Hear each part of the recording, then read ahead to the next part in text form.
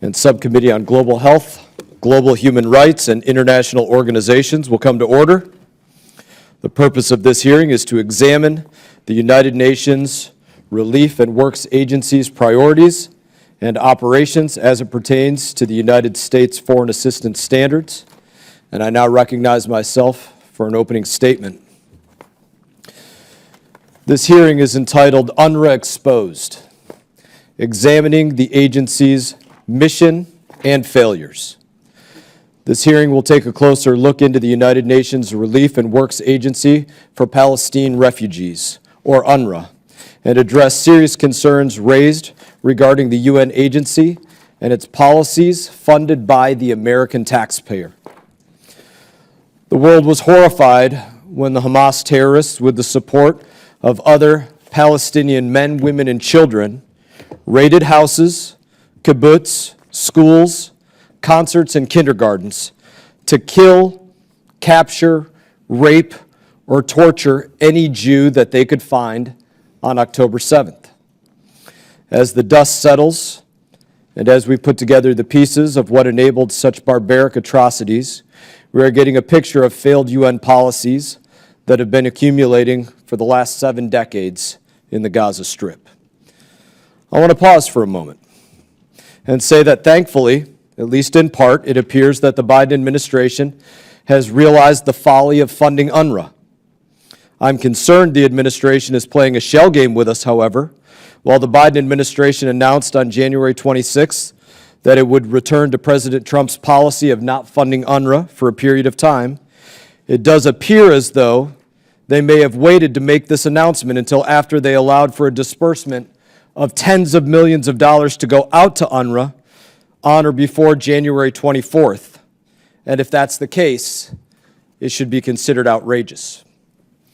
Let me be clear that we are examining UNRWA because the agency directly and indirectly supported Hamas and other terrorist organizations in multiple different ways. First of all, UNRWA takes the talking points from Hamas and broadcasts them to the world. When all of the so-called journalists took the lie that Israel bombed the Al-Ali hospital, UNRWA, an official UN agency, pulled the casualty number from the Hamas-run Gaza Health Ministry. In fact, to this day, UNRWA continues to parrot the numbers put out by the Hamas affiliates without taking a single grain of salt on who puts them out in the first place. Second, wherever you see UNRWA facilities, including schools in Gaza, you are almost guaranteed to find tunnels, rocket launchers, and weapon storages. During Israel's incursion into Gaza, Israel Defense Forces uncovered a variety of rifles and ammunition hidden underneath UNRWA institutions. If you think those are just a coincidence, this brings me to another point. UNRWA employees are actively involved in calling to wipe out the only Jewish homeland on earth. We've seen footage and evidence of UNRWA teachers and staff praising and celebrating the October 7th attack on social media, referring to the attack as an unforgettable, glorious morning and a splendid sight. We read reports that at least 12 UNRWA employees directly participated in the attack. Let me say that one more time. We read reports that at least 12 UNRWA employees directly participated in the attack. In fact, intelligence reports indicate that as many as 10% of UNRWA workers have direct links to Hamas and Palestinian Islamic jihadists. While all of these are taking place, what does UNRWA not do? You can go to UNRWA's very active X, formerly known as Twitter, and find little to no mention of Hamas. Not a single word of Hamas stealing U.S. taxpayer-funded food, medicine, or fuel. Not a single statement to condemn Hamas for the hostages it continues to hold. Not a single mention of how Hamas has created the devastating situation for the people of Gaza. It is clear that UNRWA would never use its platform to speak out against Hamas because it is in cahoots with Hamas. At this point, you could say that when UNRWA schools are not teaching the Palestinian children to hate Jews, these schools are used to hide and fire rockets at Israeli civilians, all using our tax dollars. Make no mistake, the attacks on October 7th did not happen in a vacuum. The sickness on display from UNRWA is rooted in something deeper within its structure and mission. It's rooted in the double standard the world applies for them, from their definition of refugee to the hatred they teach to Palestinian children from UNRWA schools. The barbaric hatred that we see from Hamas as they butchered, raped Jews on October 7th is in part the result of a Frankensteinian monster of the United Nations agency that the United Nations created. And the United States remains the top donor of that agency. The American people deserve to know why their tax money enabled the deadliest attack on the Jewish people since the Holocaust. Again, most of this is not new information. Many watchdog organizations have been warning us about UNRWA for years, and some of them are represented by our witnesses. I am grateful for their attendance and for their bringing us their essential insight so that we could try to change the field, the paradigm on the ground that has been taking place with the American taxpayer's dime. With that, I'd now like to recognize Ranking Member Susan Wild for as much time as you may need.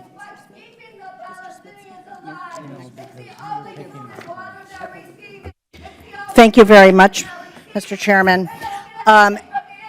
The developments that we have learned about in the past few days are horrific.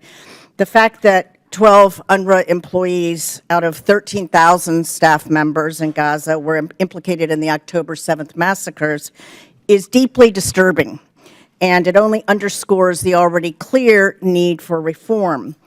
But the question we face right now is, how do we ensure that the innocent civilian population of Gaza that is facing famine does not pay an even steeper price in human life because of the actions of 12 horrific individuals and their actions?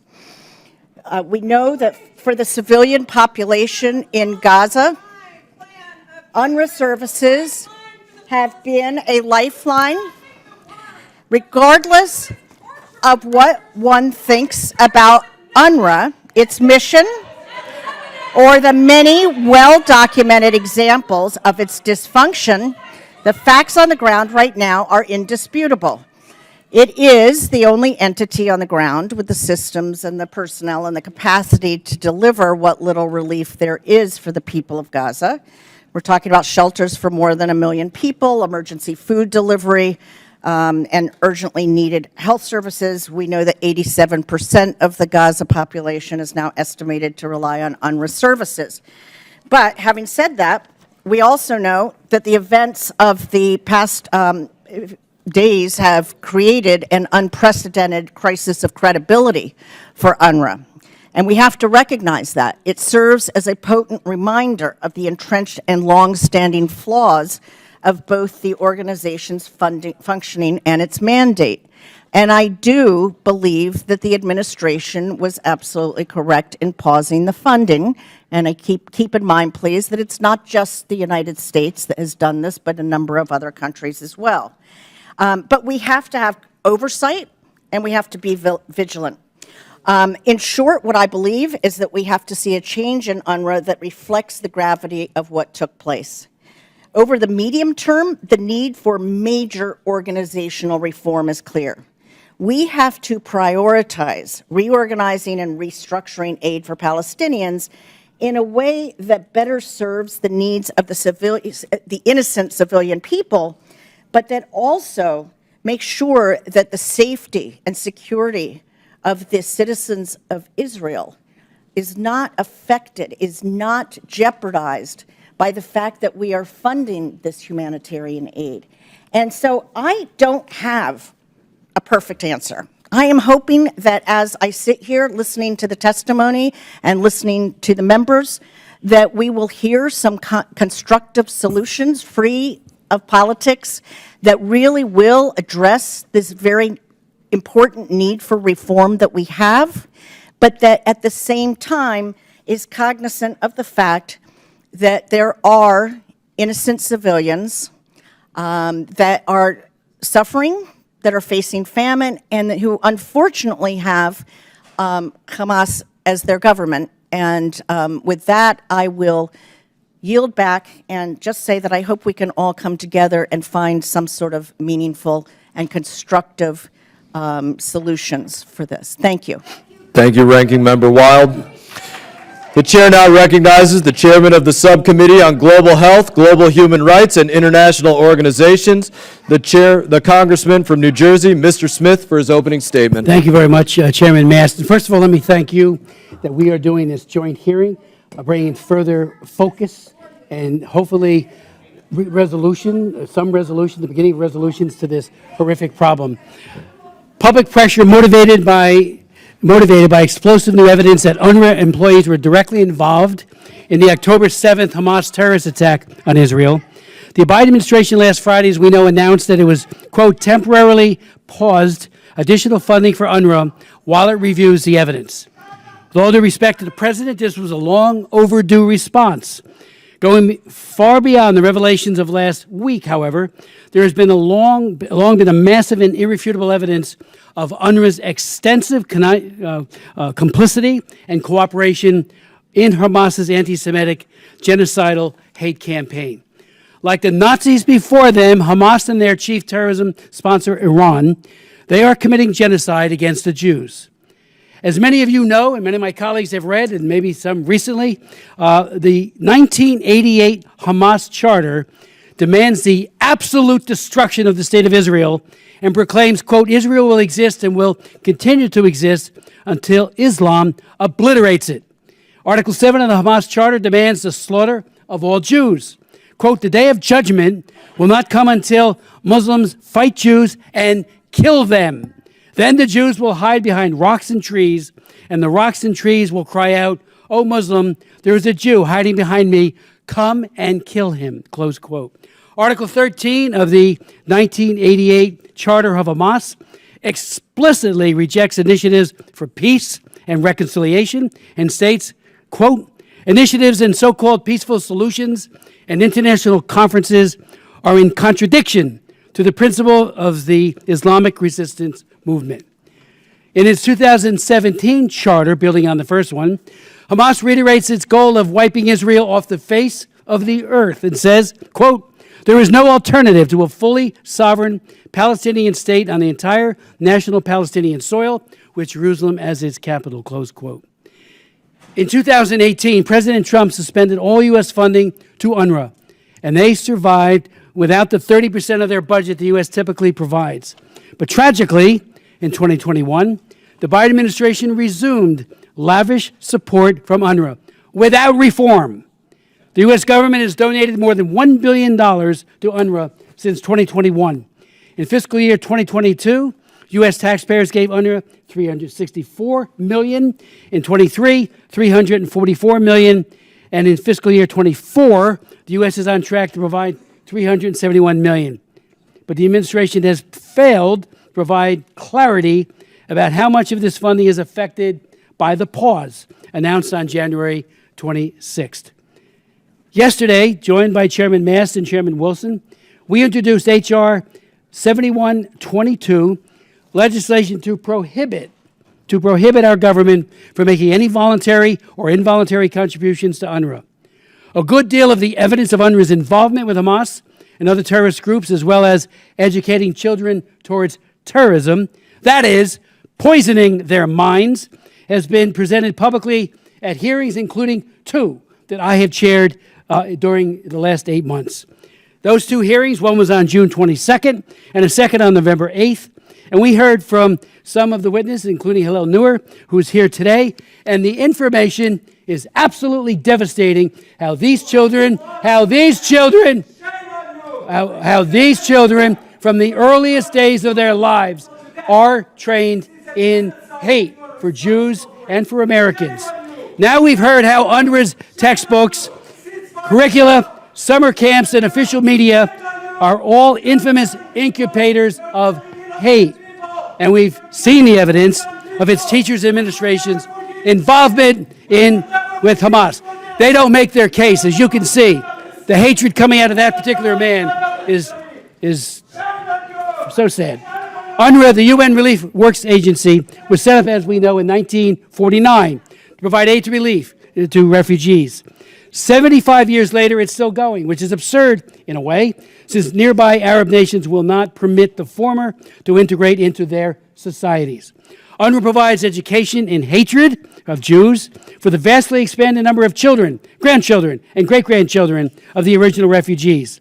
UNRWA's textbooks, and I've had meeting after meeting on this, including hearings, where we've actually read through the textbooks, filled to overflowing with anti-Semitic hatred. This is all, this is serious.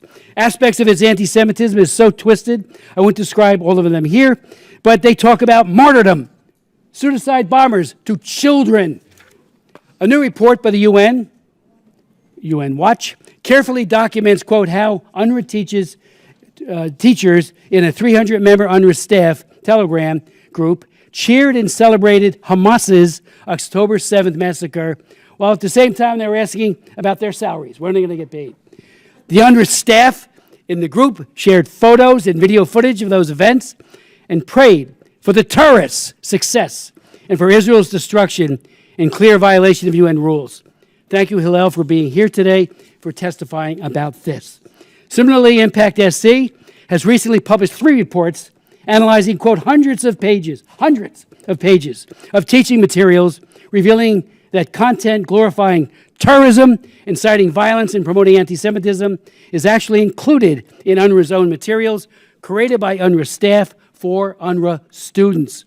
Thank you, Mr. Schiff, for joining us to bear witness to that ugly, ugly truth. And Mr. Goldberg has pointed out, UNRWA doesn't recognize Hamas, Islamic Jihad, Hezbollah, or the PFLP as terrorist groups, does not submit staff, contractors, or beneficiaries for U.S. counterterrorism vetting.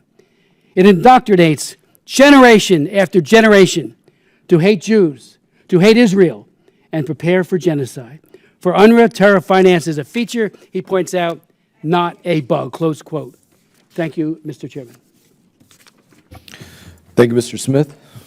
Chair now recognizes Mr. Crow for 5 minutes.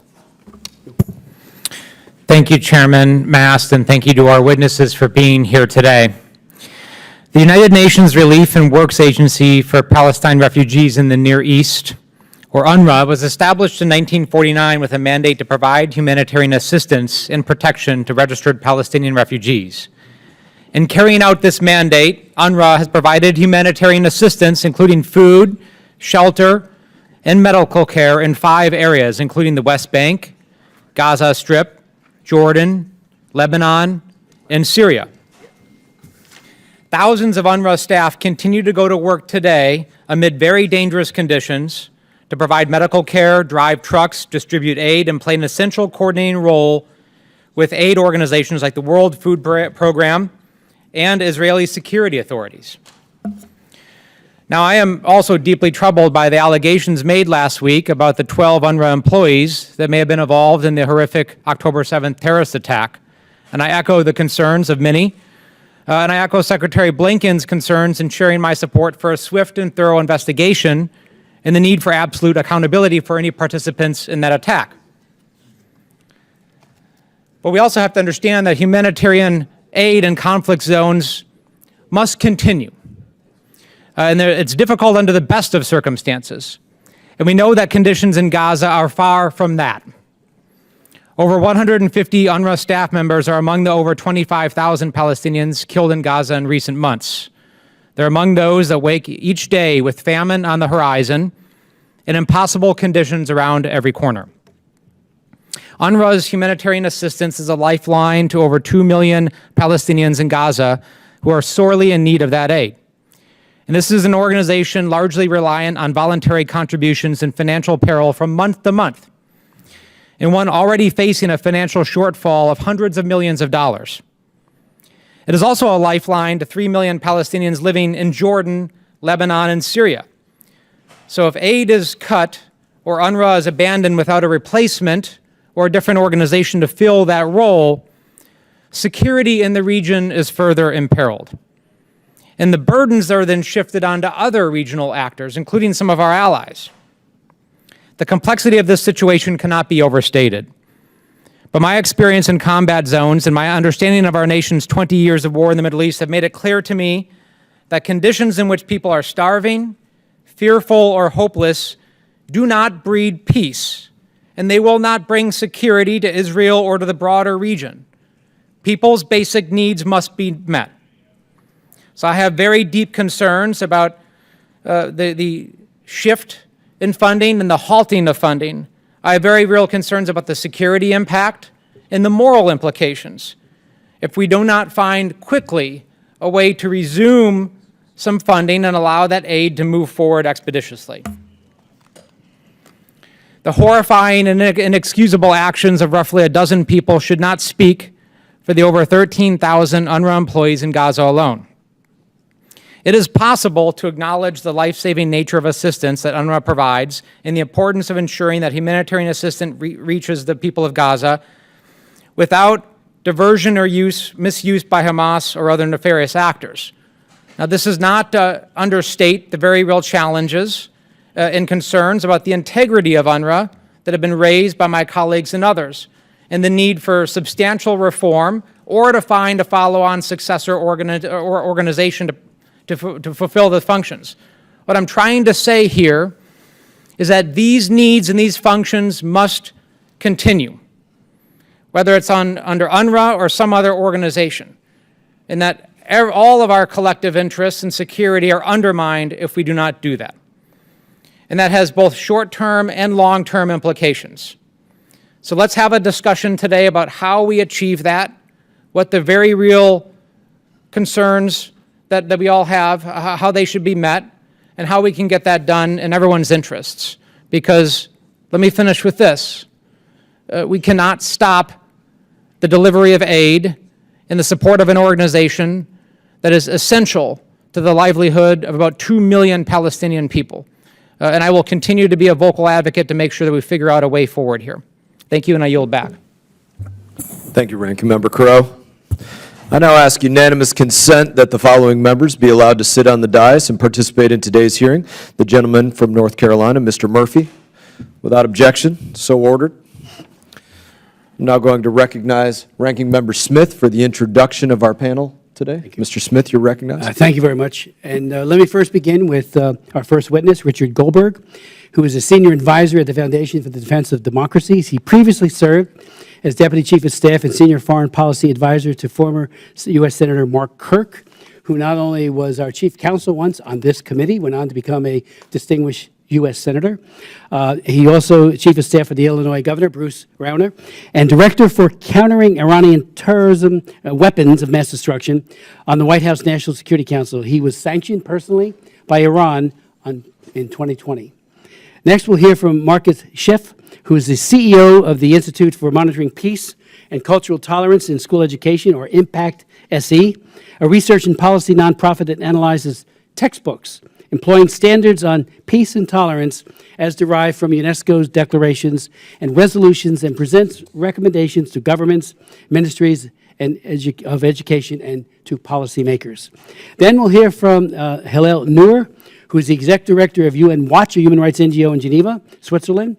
He's an international lawyer, writer, acclaimed speaker, human rights activist, and matter of fact, since 2009, Mr. Neuer has headed a coalition of 25 human rights groups as chair of the annual Geneva Summit for Human Rights and Democracy, a renowned international gathering that provides a global platform for courageous pro-democracy dissidents from around the world. And lastly, but certainly not least, we welcome Ms. Laura Rudman, who is the James R. Schlesinger Distinguished Professor at the Miller Center at the University of Virginia, and welcome her and her testimony and expertise to the committee. So if we could go to Mr. Goldberg as our first witness. Thank you, Ranking Member Smith. I think you meant Mara. I think I had the wrong one on my paper as well. But we now recognize Mr. Goldberg for his opening statement. Mr. Chairman, ranking members, all members of the committees, thank you so much for holding this very important hearing at this time. I have worked on oversight of our foreign assistance, including to UNRWA, for about 20 years now. And let me just tell you something. UNRWA is a horror show that is decades in the making, co-produced by the United States taxpayer. A lot of people woke up and read the Wall Street Journal or other reports and were shocked to hear that 12 employees of UNRWA participated in the October 7th massacre, that 10% or more of its staff in Gaza may be affiliated with terrorist organizations, and even more of them have some family members that are affiliates as well. I wasn't shocked.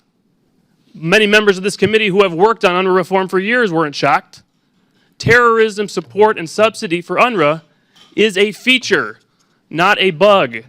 The organization is built from its core mission, its mandate, to indoctrinate generation after generation to hate Jews, to destroy Israel, to be ready to manifest themselves as those that will come to wipe the Jews into the Mediterranean Sea to fulfill the mission that was outlined in 1948 by Arab armies, never fulfilled, but UNRWA established back then with a mandate to have the political manifestation, the political warfare arm, to get ready to fulfill that military mission.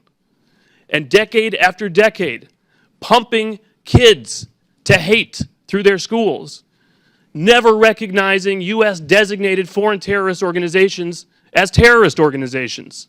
When you have a conversation with an UNRWA official and you say, is it possible your aid is going to Hamas? Is it possible families that are receiving cash assistance in your program are affiliated with designated foreign terrorist organizations?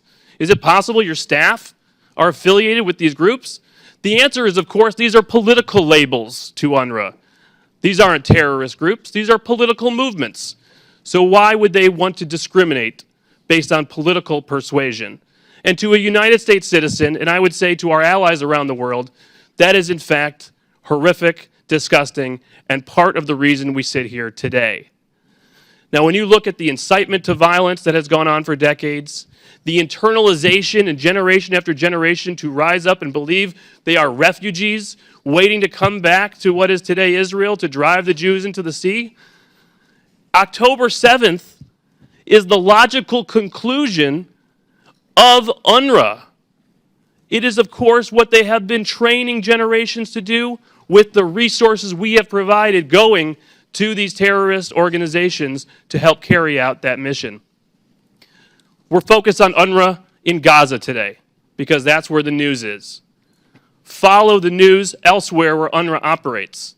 In the West Bank, the IDF is conducting daily operations today against terror cells in UNRWA facilities and UNRWA areas. In Lebanon, in the largest UNRWA refugee camp in Lebanon, there have been months of terrorist battles. There's no Israeli presence there. Anywhere UNRWA goes, terrorism follows. We've documented this for years. Now you hear a lot of people saying, well, we can't cut off food, we can't cut off aid, we can't leave people starving. That's true, that's correct. Nobody is calling for that. If only we had another organization that was built to help refugees around the world and internally displaced persons around the world. We should think of such an organization. Oh, that's right, it exists. The UN High Commissioner for Refugees. If only we had an organization built to distribute food aid. That's right, we give them billions of dollars. It's called the World Food Program. If only there was an organization for children and for schools and education and for healthcare. They're all available. It's an alphabet soup. The only reason to remain dedicated to supporting the terror, financing, incitement promoting, genocide promoting UNRWA is to help UNRWA keep Hamas in power in Gaza, promote terrorism incitement against Israel, and maintain a mandate that the region has moved on from, and that is to hate Israel, destroy Israel. The Arab armies that failed in 1948, that set up UNRWA as a political weapon, have moved on. They've made peace with Israel. UNRWA hasn't. UNRWA is the problem. UNRWA is a part of what happened on October 7th, and it will keep happening again and again if we keep funding it.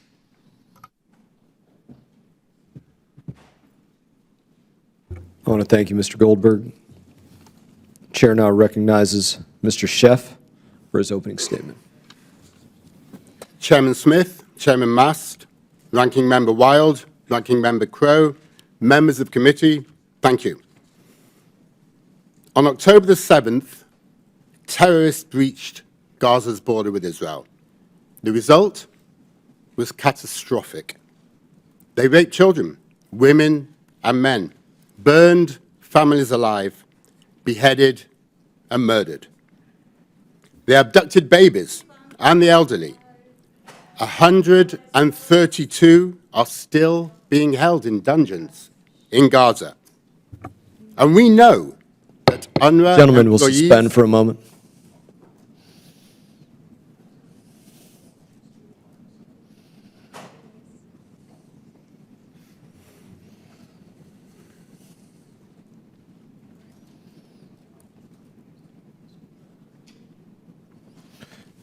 Gentlemen will resume.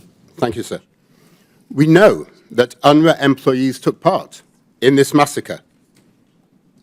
But these were not a few bad apples. Rather, the institutional barrel is rotten. How do we know?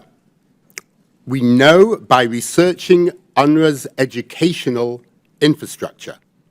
In it, textbooks teach that Jews are liars and fraudsters who spread corruption, which will lead to their annihilation. Students are taught about cutting the necks of the enemy, that a fiery massacre of Jews on a bus is celebrated as a barbecue party, that Dalal Mughrabi, who murdered 38 people and 13 children, is a role model. UNRWA educates that dying is preferable to living, that becoming a martyr will be rewarded in heaven. First graders are taught the alphabet by learning the words for attack and martyr. And fourth graders are taught addition by counting martyrs.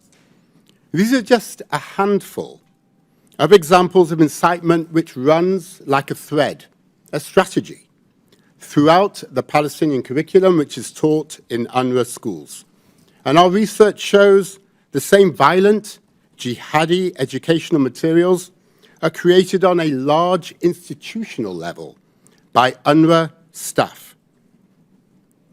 One of our reports confirms that at least 100 Hamas members who carried out terror attacks in the past were educated, celebrated by being part of the UNRWA system. And the stark truth, given that over half the schools in Gaza are UNRWA run, is that the majority of the October 7 terrorists are more likely than not to have been UNRWA school graduates. And make no mistake, the terrorist barbarity is cheered by UNRWA teachers. Another of our reports reveals dozens celebrated the massacre on social media.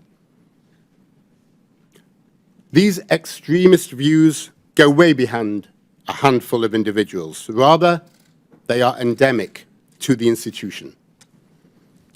UNRWA staff are previously found to be extremists, from school principal Suhail al-Hindi of Hamas's Politburo to convicted terrorist Saeed Siam, 23 years, an UNRWA teacher. And Impact SC has warned for years about the consequences of this hate education. And I ask you, what can UNRWA possibly offer the next generation of Palestinians? Poisonous textbooks, taught too often by extremist teachers? Quite simply, UNRWA is not fit for purpose. But there is an alternative. Elsewhere in the region, the UAE has produced a curriculum that is centered around peace, tolerance, and acceptance of the other. Saudi Arabia has removed practically all the anti-Semitism and violent jihad from its textbooks. Israeli textbooks center peacemaking and feature a Palestinian narrative. Moroccan textbooks embrace Jews, the Amazigh, and they empower girls. Egypt is reforming its textbook system comprehensively. In other words, we look at the region and extremist UNRWA schools stand increasingly alone. It has chosen to teach conflict and violence over hope and over peace. But it is a path we can no longer afford to walk down. One thing is clear. If we want to prevent the next massacre, if we want to dream of peace, then UNRWA can play no further part in Palestinian education. There are alternatives. Thank you. Thank you, Mr. Schiff. I now recognize Mr. Neuer for his opening statement. Chairman, ranking members, members of the committee, thank you for inviting me to testify today. For years, we've been told by UNRWA and its supporters that the agency performs life-saving work and that its teachers offer Palestinian students an education that promotes human rights, tolerance, equality, and non-discrimination. Today, more than ever before, and I mean literally today, in light of the bombshell news reports in yesterday's Wall Street Journal, Reuters, and elsewhere, we now know this has been a lie. From these and other revelations of the past few days, we know that in Gaza, at least 12 UNRWA employees personally participated in the massacre of October 7th, which involved the murder of 1,200 Israelis, along with mass rape, torture, and mutilation. Secretary of State Blinken said yesterday, these intelligence reports are highly, highly credible. The world also learned yesterday that 1,200 UNRWA employees in Gaza are part of Hamas or Islamic Jihad, meaning actual operatives within the political and military organizations. Finally, an estimated 6,000 UNRWA employees, being half of the workforce in Gaza, have close family members in these terrorist organizations. Now, UNRWA's top donors, the United States, Germany, Britain, Canada, and many others, have just announced they're freezing funds. Now, accordingly, I've come here from Geneva to bring before the Congress our case against UNRWA. I've come here to ask the Congress of the United States, which is the largest donor to UNRWA at over $300 million a year, to not just suspend, but to end the funding for good, and to take the lead in dissolving an organization that is riddled with incitement to hate, involvement in terrorism, and the perpetuation of war. Members of the committee will find all of the evidence that I present here on our website at unwatch.org under the case against UNRWA. Now, on Friday, Secretary General Guterres announced that he was, quote, horrified to learn that members of his UNRWA staff were implicated in terrorism. Members of the committee, I'm here to bear witness and testify that Secretary General Guterres, the head of UNRWA, Philippe Lazzarini, their predecessors, their senior colleagues, could not possibly have been shocked that UNRWA employees are implicated in terrorism. Because for the past 9 years, and Chairman Smith knows this very well because he's been on this issue and he's invited me to testify, we've been uncovering, publishing, and submitting to the UN, to UNRWA, evidence of widespread and systematic incitement to jihadi terrorism, the praise of Nazi leader Adolf Hitler, calls to slaughter Jews on the part of UNRWA teachers, school principals, and other employees. These reports range from 10 to 200 pages. For example, just in November, we sent a report on 20 teachers who celebrated the October 7th massacre. In March, together with Impact SE, we identified 133 UNRWA teachers and staff who promoted hate and violence on social media. In June 2022, we released a report called UNRWA's Teachers of Hate, and included the following Facebook post by Elham Mansour, quote, an UNRWA teacher, quote, by Allah, anyone who can kill and slaughter any Zionist and Israeli criminal and doesn't do so doesn't deserve to live. Kill them and pursue them everywhere. They are the greatest enemy. All Israel deserves is death. This is an UNRWA teacher statement on Facebook. We sent it to the UN. They did nothing. We sent them reports in 2021, 2019, 2017, 2015, numerous reports. They never contacted us for information. They refused our repeated written requests to meet to discuss the problem. They cannot say they didn't know. Mr. Guterres knew. The head of the UNRWA knew. The United Nations knew. They simply chose not to act. But it's much worse than that. From the beginning, their response to our reports was to attack us for doing the work they failed to do. If we look at Christopher Gunnis, the longtime UNRWA spokesman, he's now come back as a surrogate, giving interviews on Al Jazeera. He said on Twitter the following in response to our reports, quote, appeal to journalists, please don't turn UN Watch baseless allegations about anti-Semitism into a he said, she said story. It's a non-story. Quote, UN Watch makes a fool of itself again, credibility dead in the water. Will anyone believe them again? Quote, he's interested to find out more about UN Watch's political and financial affiliations since its establishment. Can anyone advise? This was their response to smear the messenger. They are not interested in finding out the root problem of incitement to terrorism. In June 2022, when they had to suspend 6 out of 10 of their employees under pressure from the US, UNRWA Deputy Commissioner General Lenny Stensteth, who's now the Director General of the Norwegian Foreign Ministry, She informed donor states and put it on her website that, quote, the real intent of UN Watch, my organization, is, quote, to destroy and not build, and to invite conflict, not build a lasting peace.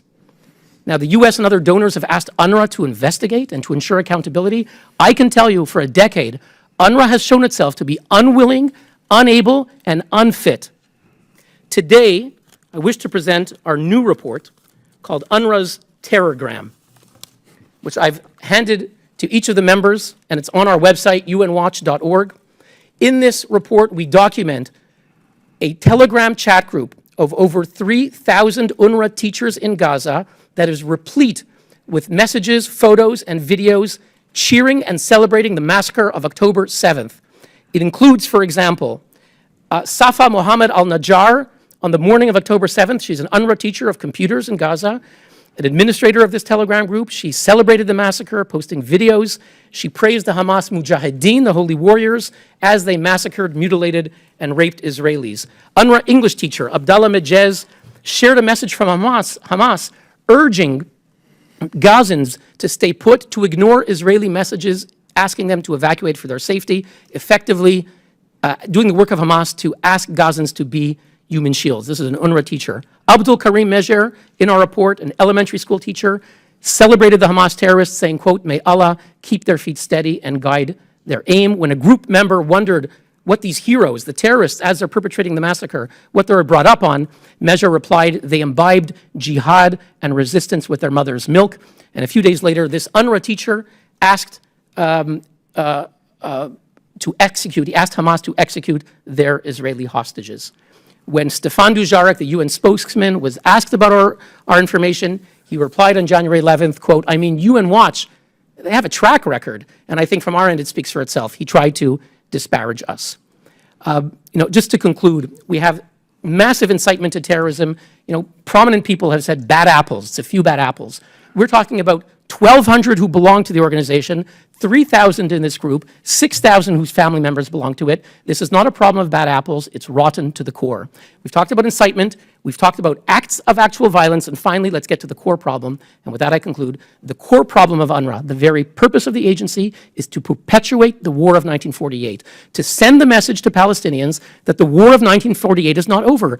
Don't use cement to build homes, hospitals, and schools here in Gaza. Use it to build hundreds of miles of terror tunnels, to tunnel into Israel, to invade Israel, to go back to what your homes are. That is the message of UNRWA. We should not be surprised what happened on October 7th, because that is the message that these Palestinians got for more than 70 years in UNRWA schools.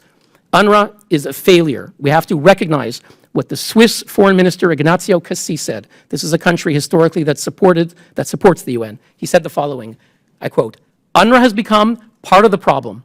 It supplies the ammunition to continue the conflict. By supporting UNRWA, we keep the conflict alive. It's a perverse logic.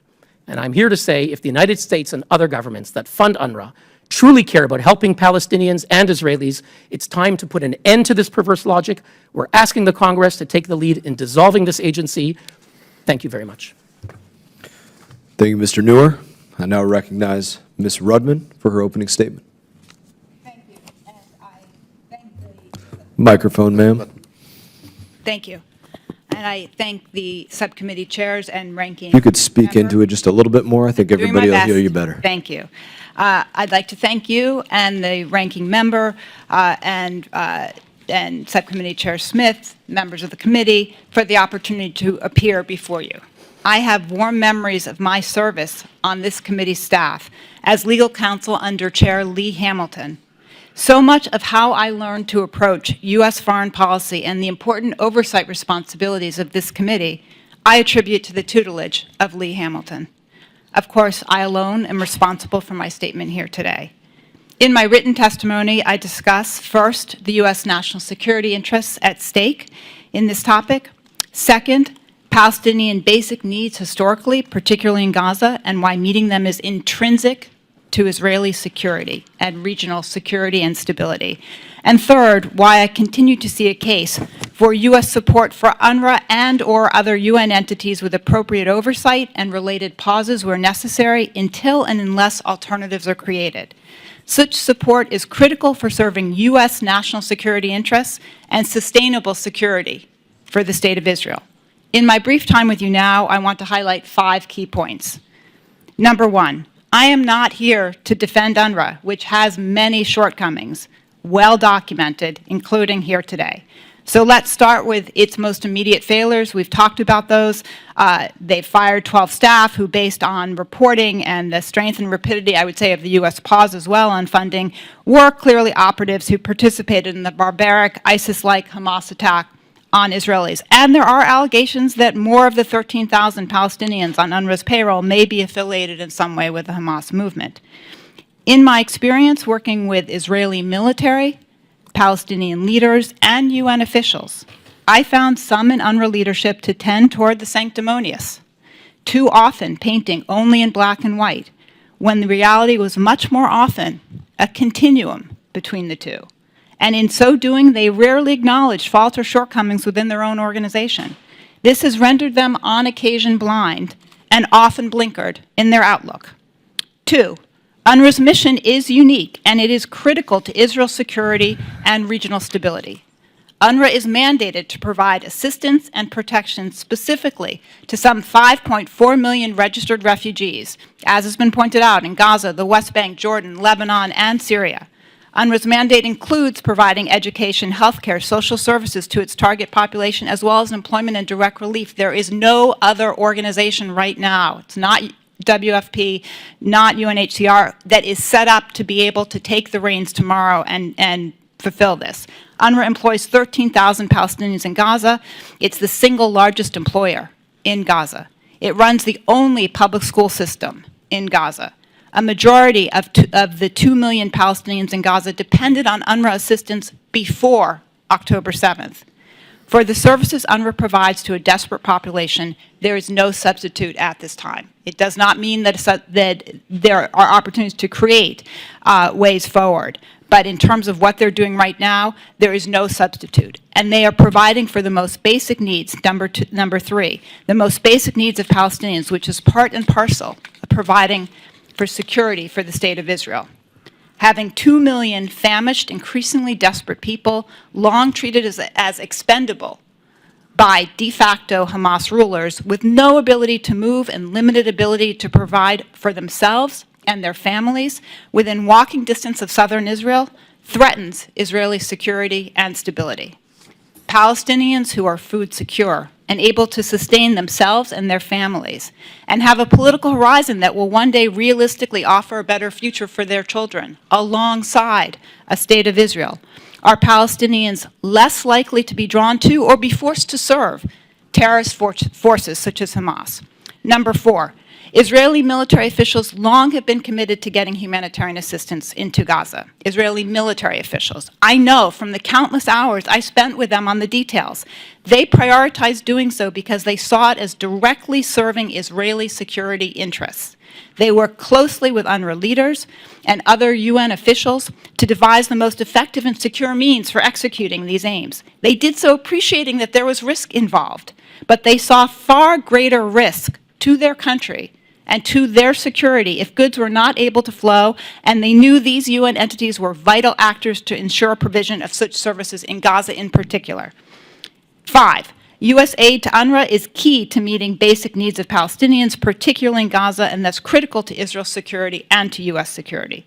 For that aid to resume, we need a framework to assess what has gone so terribly wrong with the agency and whether it can be righted with internal reform or requires a transition of responsibilities to another organization within or outside the UN.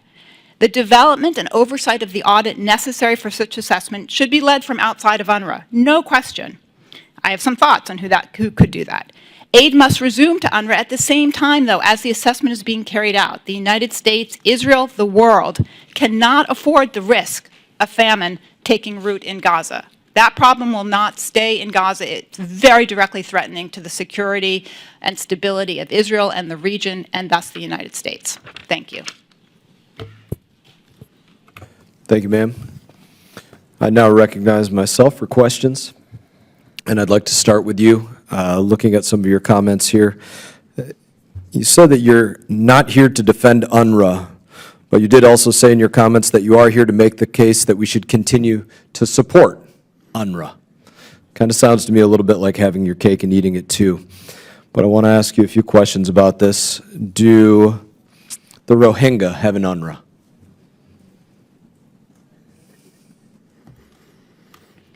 I believe I stated, sir, that UNRWA is a unique agency with a unique mission, and also that it's So no not UNRWA for replaceable over Rohingya? time. No UNRWA for Rohingya? None? Ma'am, no UNRWA for Rohingya? Sir, as I said, UNRWA is unique. No UNRWA for Sudanese? That would imply, by an organization being unique, that there is not a similar organization elsewhere in the world. So none other for the refugees. Sudanese either, correct? You've worked in this field, I'm sorry, none for the sir. Sudanese? I'm doing my best to answer your question, which I believe Thanks. I'm doing. Yeah, none for the Sudanese either. So I'd like to know, from your opinion, what percent or number of UNRWA employees do you believe are Hamas or support Hamas? I don't have the basis for making that assessment. I read the same press reports that I'm sure you've read that talk about a percentage within UNRWA that is roughly around the same percentage that's estimated in the Palestinian population at large in Gaza, so between 10 and 15%. Say that one. Your estimate is that between 10 and 15% of UNRWA employees, just to make sure I'm hearing you correctly, are possibly Hamas or supportive of Hamas or Palestinian Islamic Jihad or Al-Aqsa Martyrs Brigade or one of the terrorist organizations that exists in the Gaza Strip.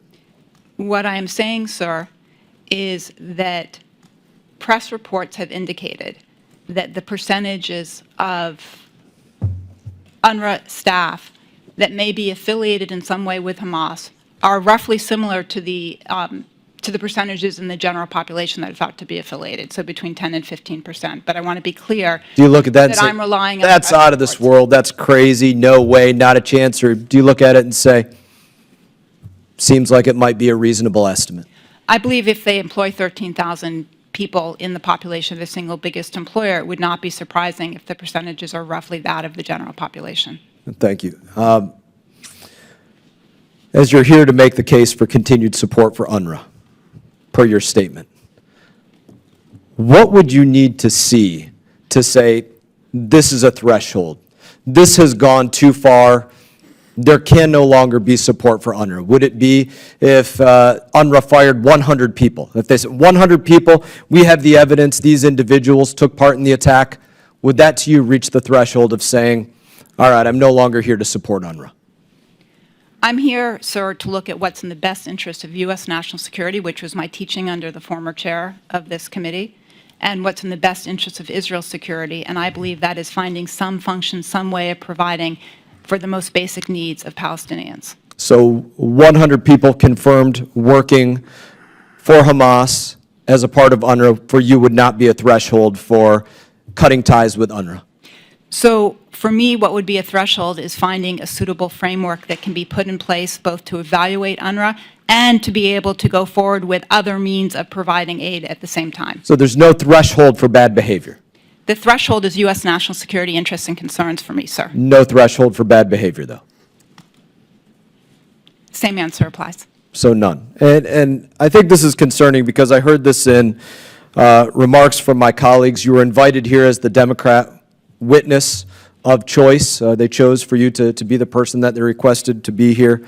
And again, in your remarks, you say that you're here to make the case for continued support of UNRWA. And I think this is what we're going to continue to see, very likely from the administration, is this case that there is no threshold for bad behavior. It doesn't matter if it's one individual that was a part of Hamas or one of these other terrorist organizations, or 100 that were a part of them that took part in the attacks, or there's 100 right now that are participating in holding hostages. Doesn't matter. No threshold for bad behavior. This is some sacrosanct entity that just simply must continue no matter what.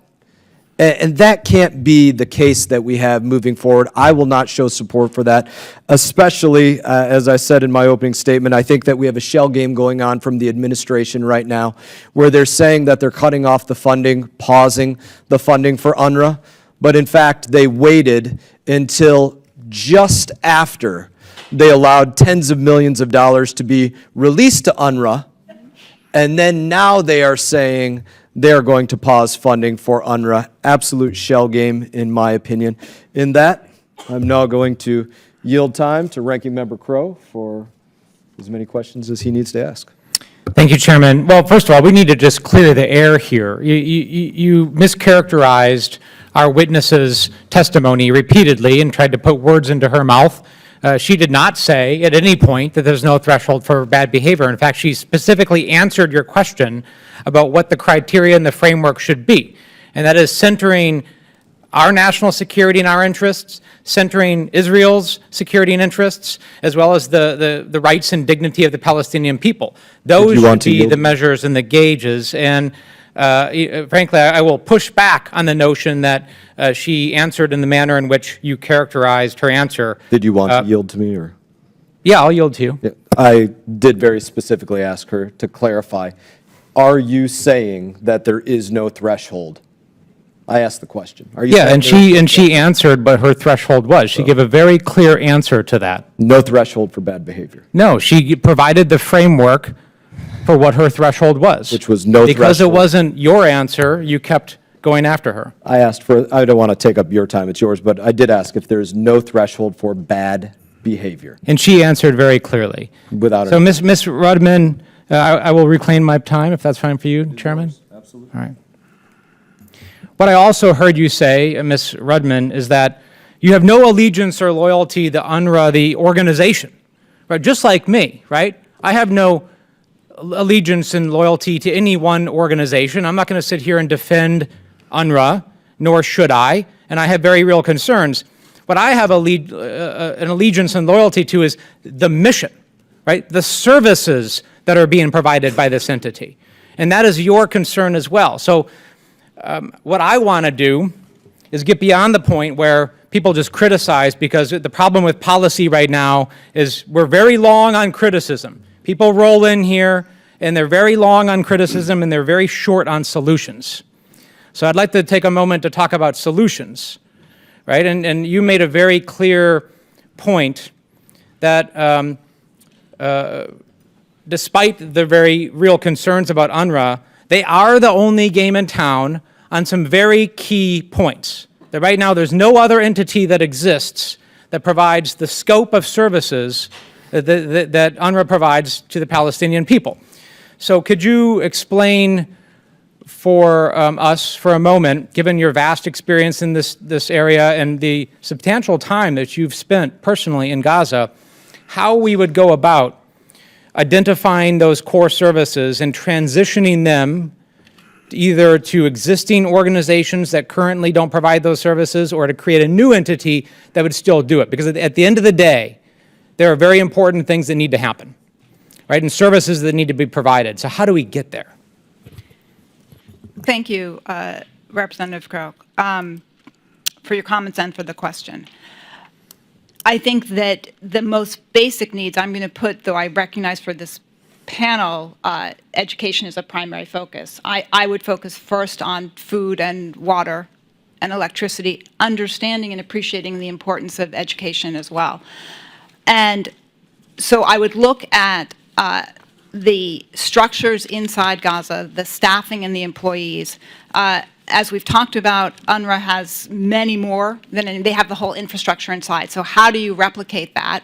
That would require figuring out whether it's UNHCR, I think less likely, UNDP is quite active in Gaza, but again, not anywhere near the numbers. World Food Program that handles distribution and goods going in and out, but not with, again, staff on the ground to carry out the delivery of these means. There are ways you might be able to divide the responsibilities among and between, but you're still going to need screening mechanisms, auditing mechanisms, things to ensure that what has happened with UNRWA and their staff is not replicated elsewhere.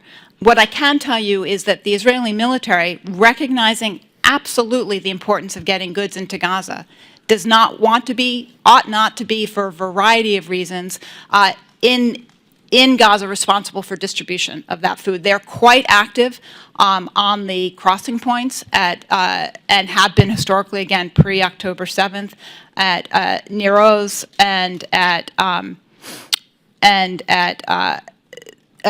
a couple of the other crossing points, thank you, Karen Shalom, and so watch very closely goods coming in and out and have kind of strict means for that. So there are roles, again, for Israeli military, but they are not inside Gaza. So what I would do is figure out exactly who does what, who has which resources in which ways, how do you make sure that food and water, the basic necessities, are getting into people, and how you develop the mechanisms to better screen staff who are working for any of these agencies at the same time, not just UNRWA. And because UNRWA is an organization that historically lives paycheck to paycheck, so to speak, and in the United States and I believe 9 other countries at this point have joined the U.S. in cutting funding, and I've seen estimates that funding will run out by mid-February. Is it your professional opinion that what you just described could be accomplished in 2 weeks? Or do we really need to look seriously at, an interim gap measure, or to resume some limited funding with appropriate oversight to make sure people don't starve to death in that time? That's exactly my concern. I don't think it can be reserved and it can be put in place by flipping a switch. And it will take time. I think it's important that it be done. I think there are ways of doing it. But it's not going to happen in a week or two. And I heard that the view that there's much more money out there. UNRWA is very much paycheck to paycheck, probably like still paying last month's debts. And the United States and Germany are about kind of over 500 million between the two. So quite a significant impact. So there needs to, my view is there needs to be some transition plan, which I recognize is not, and I don't speak for the United States government, I have not heard what their plan is on that front. Okay, thank you. I yield back. Thank you, Mr. Crow. And I would say that I do not have an allegiance to UNRWA's mission. My allegiance is to America and Americans singularly. I now yield to Ranking Member Smith. I appreciate that. Mr. Goldberg, you talked about the horror show, and I think that was a very apt description of what UNRWA does. I mean, do you know of any instance where an UNRWA employee or leader dissented from Hamas and offered a vision that was inclusive and respectful of Jews? Mr. Schiff, you talked about the hate and violence being endemic. When I was growing up, I remember 8 or 9 years old, I saw the musical by Rodgers and Hammerstein called South Pacific, and there was one song that as a young kid caught my attention, and I've thought of it ever since, and all of my human rights work, and I do a lot of it, because it talked about hate. 2 of the paragraphs, 2 of the song, you've got to be taught to hate and fear, you've got to be taught from year to year. It's got to be drummed into your dear little ear. You've got to be carefully taught. You've got to be taught before it's too late, before you are 6 or 7 or 8, to hate all the people your ancestors, relatives hate. You've got to be carefully taught. In my opinion, and I've been at this, I served with Lee Hamilton, I've been raising UNRWA issues for decades. We've given them, as a U.S. government, $7 billion years to date. And we get crickets back. We get false reform that never happens. There's no transparency. And unfortunately, it has gotten worse over the years. And we've seen the results. One generation of young people after another who wants to kill Jewish people, who hate Jewish people, have an absolute ugly caricature of who Jewish people and Jewish kids and adults actually are, and dream of the day when they are all killed. I mean, is there anybody in an UNRWA camp or in an UNRWA school that dissents from the Hamas Charter of 1988 and stands up and say, that charter is an outrage when you talk about human rights? Do they? I don't see them doing it. If they do, what happens to them? Ms. Hillel, you talked about bombshell revelations. None of this is a bombshell to you or me and others who've been following this. I've met with the UNRWA board over the years. They always have a nice, slick presentation that sounds like, wow, what are we talking about? They know better than us. And yes, I understand why the Israelis, as a matter of necessity, would have to do some kind of accommodation. What else are they going to do? When the entire international community, including the United States, are all on board of saying this is the means to the end. I believe that the people in Gaza do need to get food, clothing, shelter, and their children need an education that is free of anti-Semitic hate. That's what they deserve. This brainwashing, frankly, in my opinion, is child abuse of these kids. You wonder why they're filled with all this hate. They're taught year and year and year and year. And so if you want to comment on that as well. I do believe we need a new platform. I don't know if the UNHCR or any of those, maybe, necessity is the mother of invention. This has to be the pivot point, what has happened with UNRWA. Now, and the international community, including the Biden administration, and if he gets another term or whoever follows, has to say, enough is enough. Otherwise, this will be happening again. A couple of years, we'll have another instance like this, and we'll have more kids toting AK-47s and rocket grenade launchers and other means of violence who are killing innocent people. As you said, Mr. Schiff, about the burning bus. You see that bus burning, and they're celebrating. I mean, that is disgusting on steroids. And I do hope you would speak to what might be a follow-on group. But they say we're going to go right back to UNRWA. And we're going to go right back to the same teachers who have been inculcating this hate-filled agenda, which is poisoning those kids. Those kids need, we see it with child soldiers in Uganda. Remember all those years? I've worked on all of that too. These kids needed to be deprogrammed and find a way out of the hate that they have been, that has been inculcated into their hearts, minds, and souls. In this case, by their teachers. So if you could speak to that, Sure. Mr. Schiff or Mr. Gold. Go ahead. Sure. I've never heard that musical reference before. Extremely apposite, and thank you so much for that. Yes, textbooks are uniquely authoritative, especially in the MENA region, in the Middle East, where you get one book, one grade, one subject, and they carry the values, the identities that leaders wish to pass down to the next generation, for good or for bad. This is how we create the societies of the future that we want to see, through these textbooks, through education. And of course, for bad, we know that one of the first things that Hitler did when he came to power was change the textbooks. And there he was in 1939 with enough young people who would join the Einsatzgruppen and commit those terrible acts they committed. And textbooks were used then for good by the Germans after the war in order to de-radicalize that society. They are incredibly powerful. And yes, Palestinian children deserve a set of textbooks which is filled with ideas of peace and tolerance, with those UNESCO standards. And this is not rocket science, by the way. This has been done time and time and time again. These textbooks can be changed in a matter of weeks. They look like this. What you're looking at here is a Palestinian textbook. This one actually has a picture of Dalal Mughrabi, the terrorist I was telling you about before, which is taught in Palestinian Authority schools, which is taught in UNRWA schools, and was taught in Hamas schools. It's a magazine. All you need to do is switch the PDF, put in material which is better than Dalal Mughrabi, material which can inspire young people rather than teach them to be terrorists. Weeks. That is how long it can take in order to change this school curriculum. So we're talking about what can we do in the future. Again, this can be done really simply.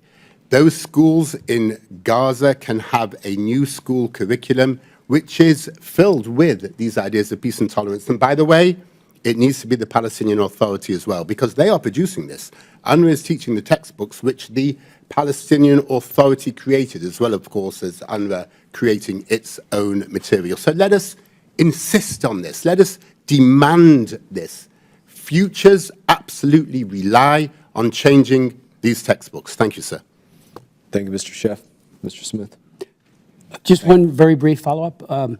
Sure. I remember in June of 2021, UNRWA was pressured into removing their Gaza director after he gave an interview that Hamas and others condemned. Could you perhaps, you could give us a little background on what happened there? Thank you, Mr. Chairman. That episode is actually a very telling episode. There was a war between Israel and Hamas in May of 2021, and afterwards, the UNRWA Gaza director, Matthias Schmel, a German national, was interviewed on Israeli TV, and he was asked whether the Israeli strikes against Hamas were precise. And he said, yes, they were very precise. And he wasn't thinking when he gave his answer to adhere to the Hamas script, which UNRWA officials invariably do and everyone else in Gaza does, because it's an authoritarian terrorist regime. If you don't follow the script when you speak to the media, when you're going to get in a lot of trouble. You're going to get hurt very badly.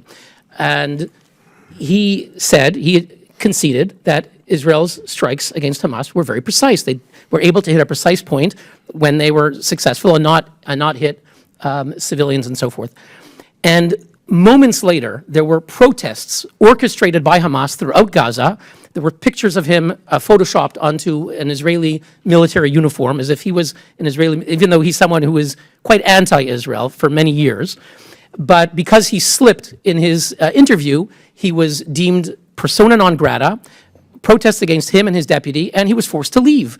Hamas forced the head of UNRWA in Gaza to leave. Then his boss, Deputy Commissioner General Lenny Stenseth, a former Norwegian diplomat who's gone back to Oslo to be the head of their foreign ministry, she went to visit Yahya Sinwar. He is the evil mastermind of the October 7th massacre, someone who kills people with his own hands, Palestinians with his own hands, who he considers collaborators, a vicious murderer. She went to see him. This is their headline in a newspaper. And she said that she wants to reaffirm her solidarity with the Palestinians. Basically, the message was, we went off script, but don't worry. Mr. Neuer. Thank you. Thank you for your testimony. The chair now recognizes Ms. Wild. Thank you, Mr. Chairman. My first and foremost concern is always for children.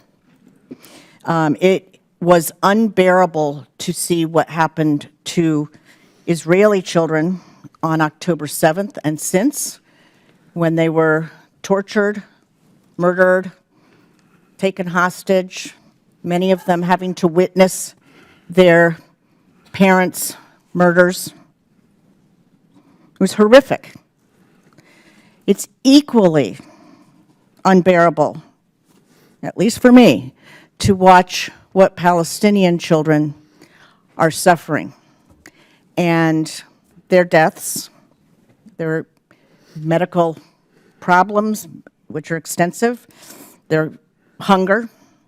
And so I start with the children as a starting point, because I think that if we consider all children to be innocent and deserving of a safe place to live, water to drink and food to eat, we might be able to find some common ground in solving this problem. And aside from that basic humanitarian concept, I think we have to recognize that desperate childhoods often give rise to violence in adulthood, whether it's here in the United States or elsewhere. And I think we can all agree we don't want to create future generations of terrorists. Full stop on that. So with that, I'm going to direct my question to you, Ms. Rudman, to the national security part of this. You've got a special expertise in national security, and your testimony, your written testimony, has reflected that focus. Thank you for that very comprehensive report. Could you talk about this concept of aid to the Palestinian civilian population from a national security perspective? Sure. Thank you, Congresswoman. The issue is, as you have reflected, the threat from the risk to security from people who are desperate. And Gaza, I was first there in 1987 or 1988. It has never been an easy place to live. It has gotten worse and more difficult even before October 7th, and certainly under Hamas rule. I will just say on that point to Chairman Smith's comment, I actually do know a number of Palestinians who survived very difficult childhoods, who survived UNRWA schools. They cannot speak out publicly in Gaza because of the nature of Hamas rule and the lack of freedom of speech, but there are any number of Palestinians who are absolutely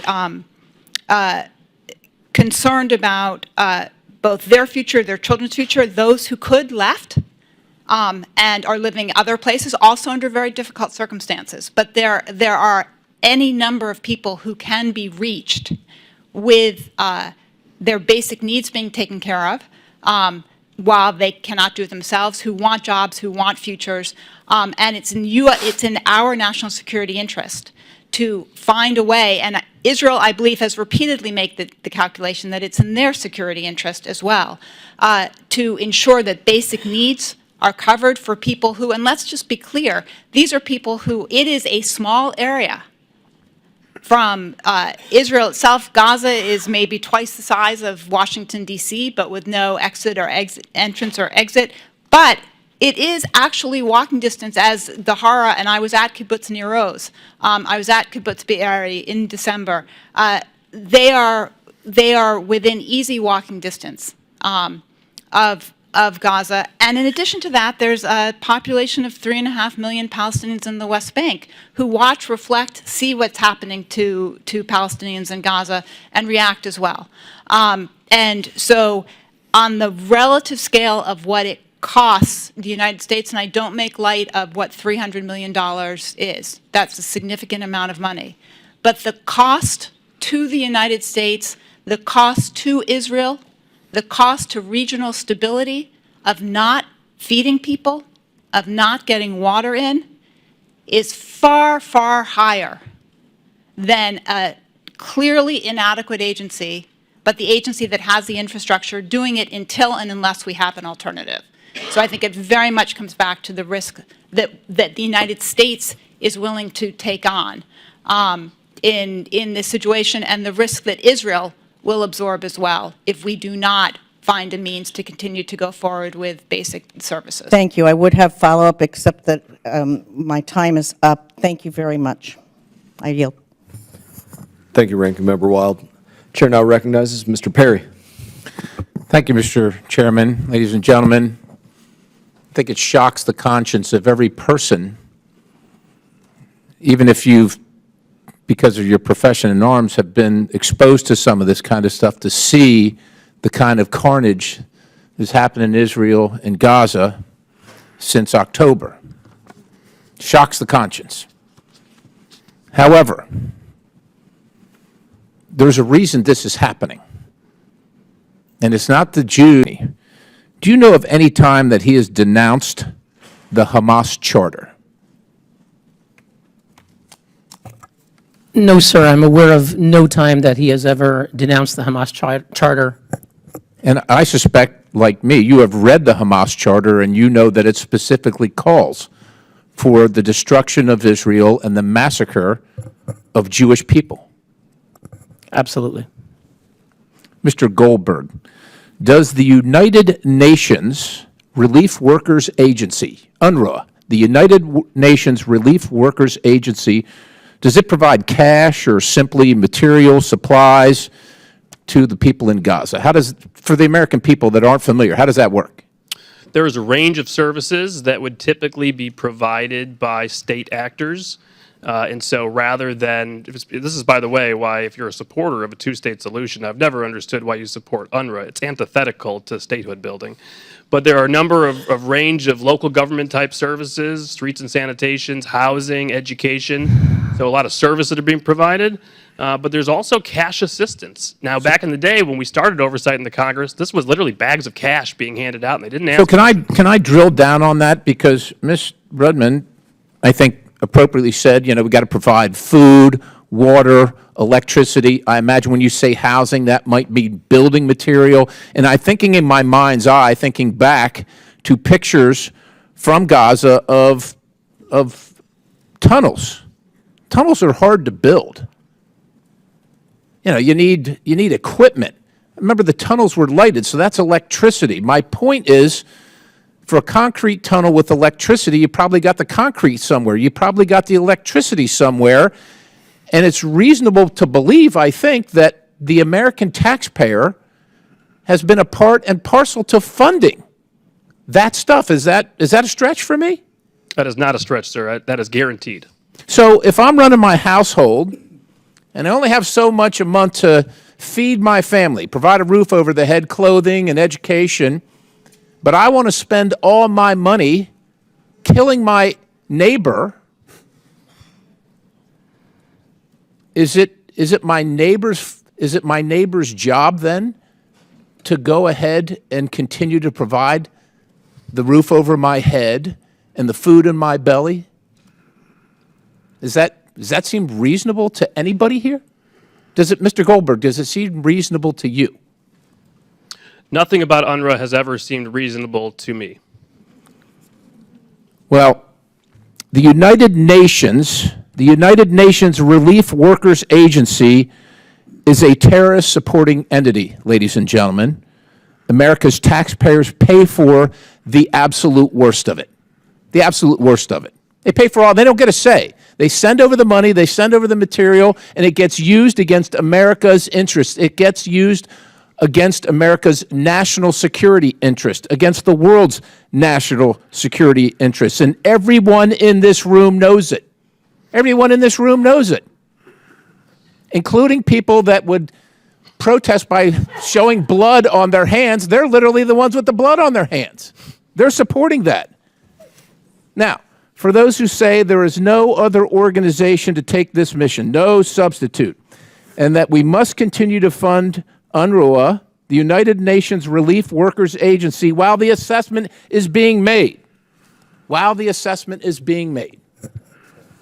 Well, I don't know how many years you need to make the assessment, ladies and gentlemen. I've made the assessment. The American people are tired of getting up early in the morning and going to work and trying to pay their bills and also be forced to pay for people that get money from UNRWA to slaughter Jews. They're tired of doing it, and they're sick of it. We had a vote on the 28th of September. I know because I offered the amendment. I offered the amendment to defund this terror-supporting organization. Came close. 213 to 218 we lost. We came close. If we had the vote today, I suspect it might be different because America can finally see what many of us here have seen for years and decades.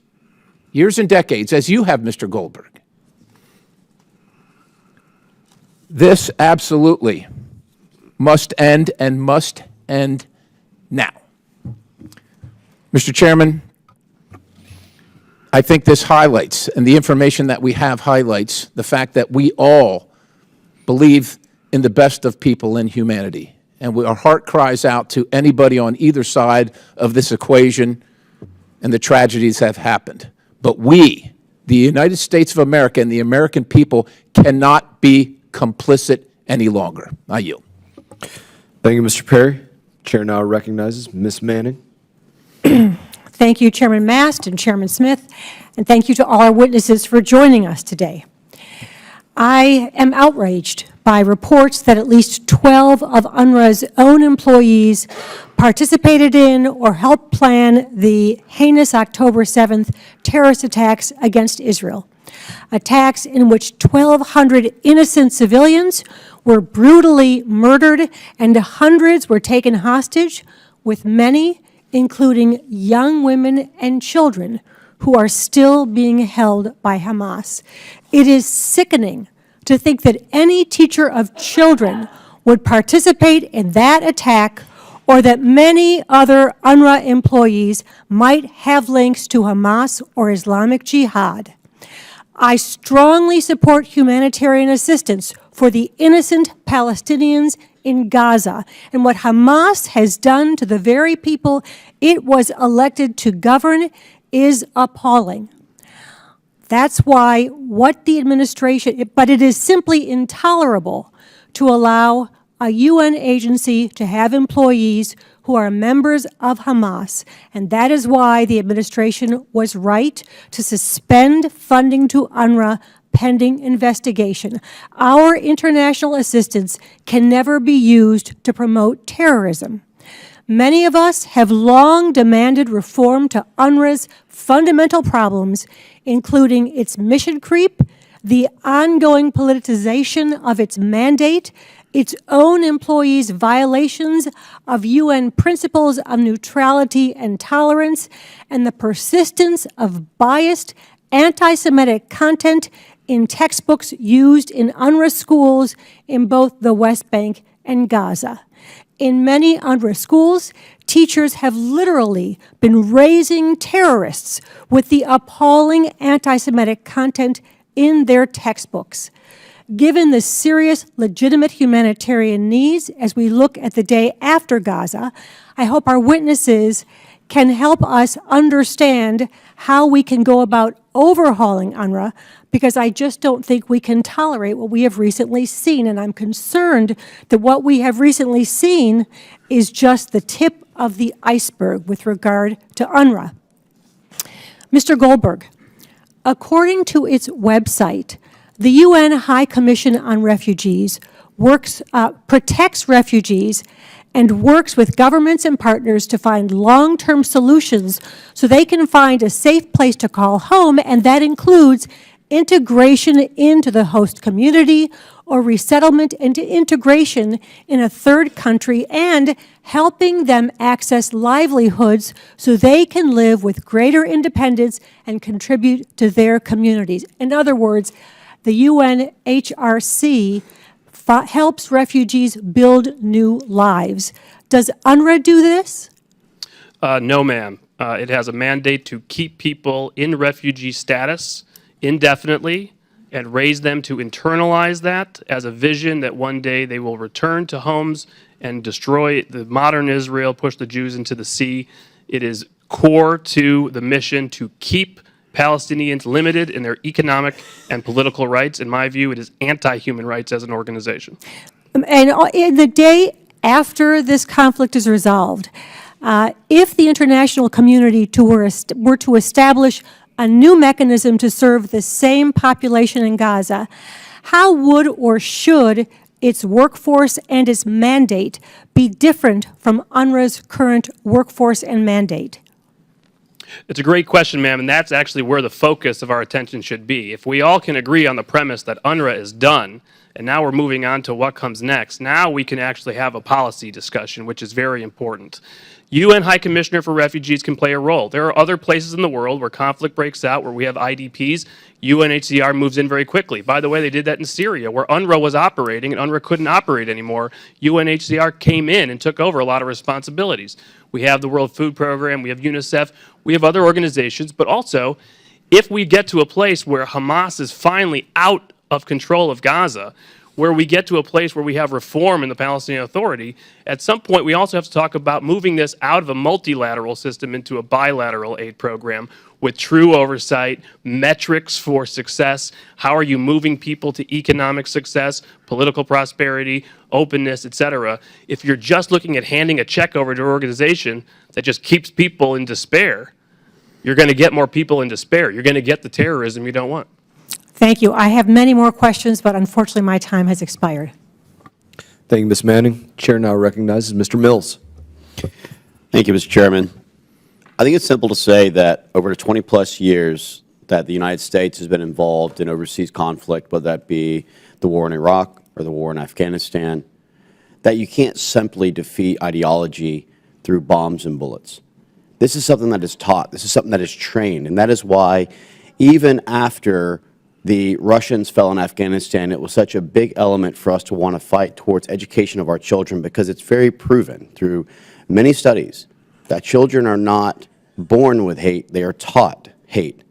And so I agree with many of our panelists on the ideas that the first thing that we have to do is root out the hatred in these curriculums and textbooks that are actually intentionally looking at breeding the next generation of terrorists. The problem for me, however, is that many are trying to act as if the United States stops being a donor to UNRWA, that it simply ceases to exist. It's just not true. You've got Germany, EU, Sweden, Norway, Japan, France, Saudi Arabia, Switzerland, Turkey, Canada, Netherlands, et cetera, who are all donors into these programs. I think that it's simple to say that we all echo the same sympathies that Representative Perry mentioned by saying that it's not okay for any civilians of any type to lose their lives. That's what we're trying to prevent. But we certainly cannot continue to fund the very organizations that are responsible for these attacks. And UNRWA is directly responsible, as are many of these organizations, for the horrendous, horrific, and barbaric attack that occurred on October 7th. But I would also argue that this is systemic across the United Nations, which I have said should be replaced with the notion of being the useless nations. Because you had Resolution 2231, the nuclear JCPOA, that was set up to try and keep Iran from funding and continuing terrorism. And under General Secretary Ban Ki-moon and Gutierrez, we know of multiple violations of mid-range ballistic missiles and other types of terrorist activities that was taking place where they wouldn't do anything until President Trump came forward and removed us from these failed policies. So I think this is a deeper issue.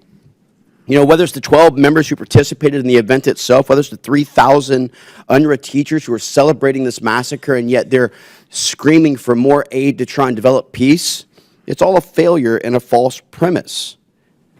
But I will tell you right now, $343 million, Ms. Rudman, is a lot of money. When you're $34 trillion in debt, when you have no economic growth strategy in the United States that enables us to actually ensure that we have opportunities for the American citizens in which we serve, and when we're continually being pulled back into these kinetic elements of warfare, whether it be in Iran, whether it be the Iraq and Afghan conflict, whether it be the Ukraine conflict, whether it be defending the 12% of global shipments through the Red Sea, the bottom line is that the time is now to start thinking about America. The time is now to start not looking at things as just business as usual across D.C. and the swamp. And so I'll tell you, I absolutely support with full heart the end of funding to UNRWA and their destabilizing role that they've played within the Middle East.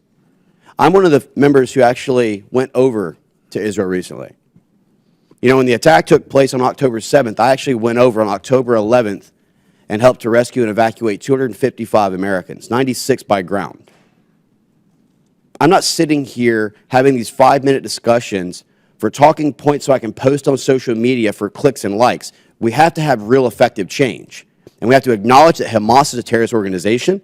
We have to acknowledge that Hezbollah is a terrorist organization under Hassan Nasrallah. We have to acknowledge that the Iranian-backed militias, whether it be through Qais Khazali or Hadi al-Amri or Muqtada al-Sadr or any of the ones who are continuing to try and make the 150-plus attacks on American soldiers, the 30-plus attacks that's happened in our shipping lanes, or the 3 brave heroes that just lost their life in the outpost in Tower 22. The 13 who lost their life on August 26, 2021, that many people want to forget in the botched withdrawals. Our domestic and foreign policy must change in America. It cannot be the decades and decades of failed policies that has either resulted in America training 8 of the 11 coup leaders in Africa, or whether it be funding organizations like UNRWA, who continues to support terroristic activities that resulted in many people losing their lives. I stand with Israel's rights to defend itself, and I stand with the American colleagues that are here who are willing to defund UNRWA and stop these terrorist organizations like Hamas from using our money to build the terrorist tunnels and continue these types of horrific attacks. With that, I stand back.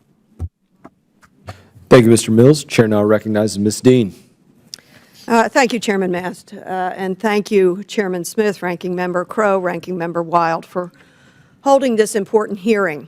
Thank you to our witnesses for testifying and sharing your knowledge and expertise with us on this important matter. But let's remember, we're here for the purpose of oversight. We are here, I hope, for the purpose of solutions, not just whitewashing or blackwashing or whatever kind of washing entire structures, until and unless they deserve it. The allegations of the UNRWA employee involvement in October 7th attack is deeply troubling. We can all agree upon that and warrants a thorough and independent review. I, too, have traveled to Israel since the war, 5 weeks into the war, visiting with Minister of Defense Gallant, visiting with our ambassador, visiting with the Prime Minister, visiting with hostage families. What Israel suffered is unspeakable. There are no words. What I want to do now is to say that is a truth that we must deal with, but we also have to deal with the war, the prosecution of the war, and how do we keep people from famine? A basic thing.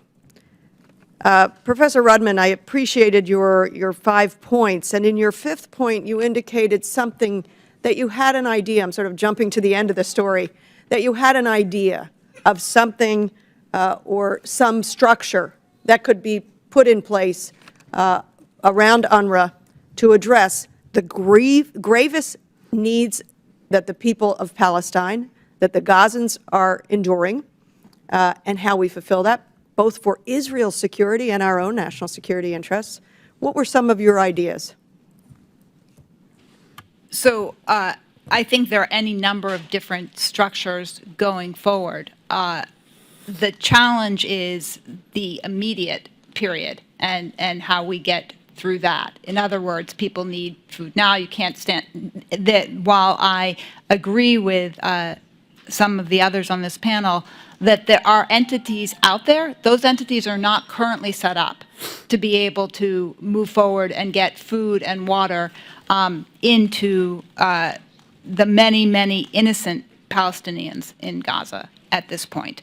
And so I think that two things need to happen in parallel. One, the investigations that the United States and others are calling for into how UNRWA, how this came to be with UNRWA. I know we have a variety of views on that here on this panel, but an investigation from outside of UNRWA. I think that the United States and Germany are two logical countries as the two biggest donors by some degree to UNRWA to carry out that kind of investigation. I think you could also go to former leaders of various UN entities. I think there's a leader of UNHCR who's quite familiar with what's been going on, with aspects on the ground from his prior experience. I would like to get his insights on how things could run, what we could set up and in which ways. But the challenge is you have an immediate issue. Well, that's what I want to ask you. If I agree with the pause based on the reporting, but if the pause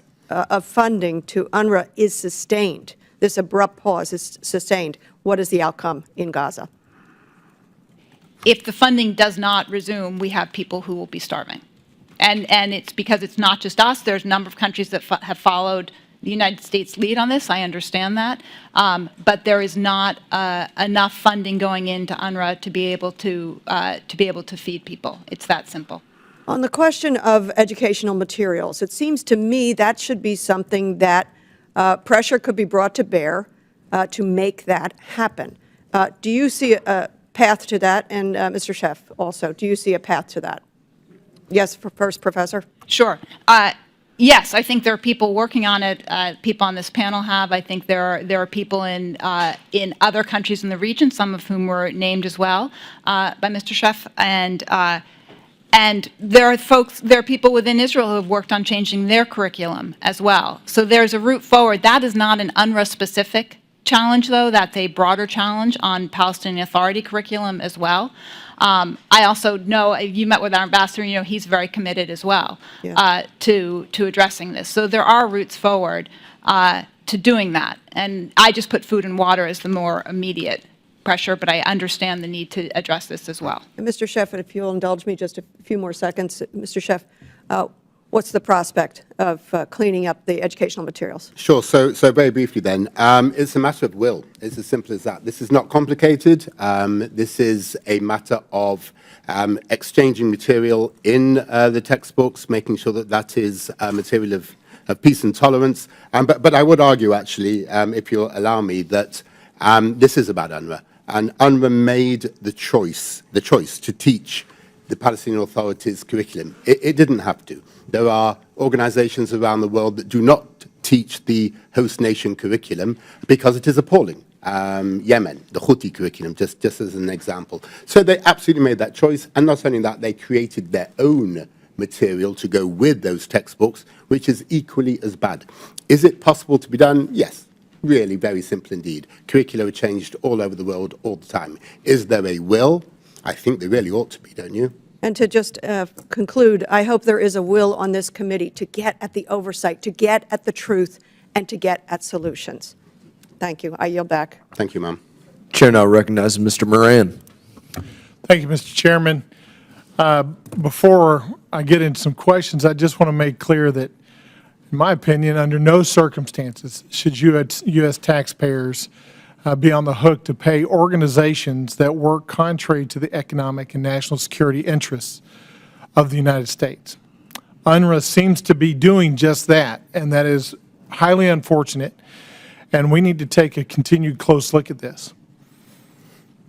Most notably in connection with recent events in Israel, UNRWA has a history of perpetuating the problem through indoctrination of children to hate Jews, instigate violence, hate the West, and in latest reports, even hiring persons linked to the Hamas terrorist attack in Israel.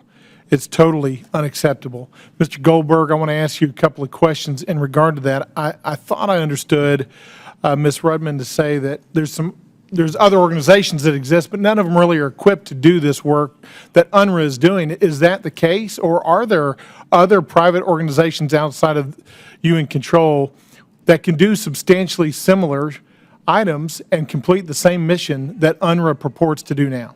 It is 100% false. How do I know that? This isn't the first time we've had a conflict in the world where we had to move quick funding for humanitarian support. The UN moves at our direction. UN agencies move at our direction and the money. Follow the money. Follow into conflict. We move very quickly when we want to set up relief for people in need when there is crisis in the world. We have done that for decades. There are organizations that exist. I have heard this argument now repeatedly from members of the committee. UNRWA is indispensable. What's the alternative? If we cut it off, we're going to just have horrific suffering and loss. Well, let me take that logical argument to the next level, because this is really important. Hamas runs the health ministry in Gaza. Hamas runs the utilities in Gaza. Hamas runs the Ministry of Tourism and Trade and Economy in Gaza. My goodness, we have no alternative to Hamas, I guess. Hamas should stay. Is that the logical conclusion? Would any of those members say, we want Hamas to stay in charge of Gaza? What's the alternative? No. So why would you make that case for the United Nations Hamas Relief and Works Agency? I agree with you, Mr. Goldberg. In fact, I find it ironic that we're sitting here talking about supporting an organization that purports to support the plight of refugees when oftentimes they're the ones that are causing a lot of the suffering, or at least contributing to the cause of the suffering by supporting organizations like Hamas. And I noticed that when we talk about how UNRWA selects its employees, they do some background checks, but those checks don't include checks that would exclude Hamas-connected individuals. Is that true? Correct. If you look at their statement and the agreement we have with UNRWA, they reference United Nations sanctions lists, not U.S. designated foreign terrorist organizations, and certainly not the U.S. intelligence community. Yeah, and I think that, I hope that all of us on this committee would agree that when we look at what happened on October the 7th and subsequent to that, and the plight of the refugees in this region, the cause, the proximate cause, the single cause of that is Hamas and the hatred behind Hamas's attacks. Would you agree with that as well? Yes, sir.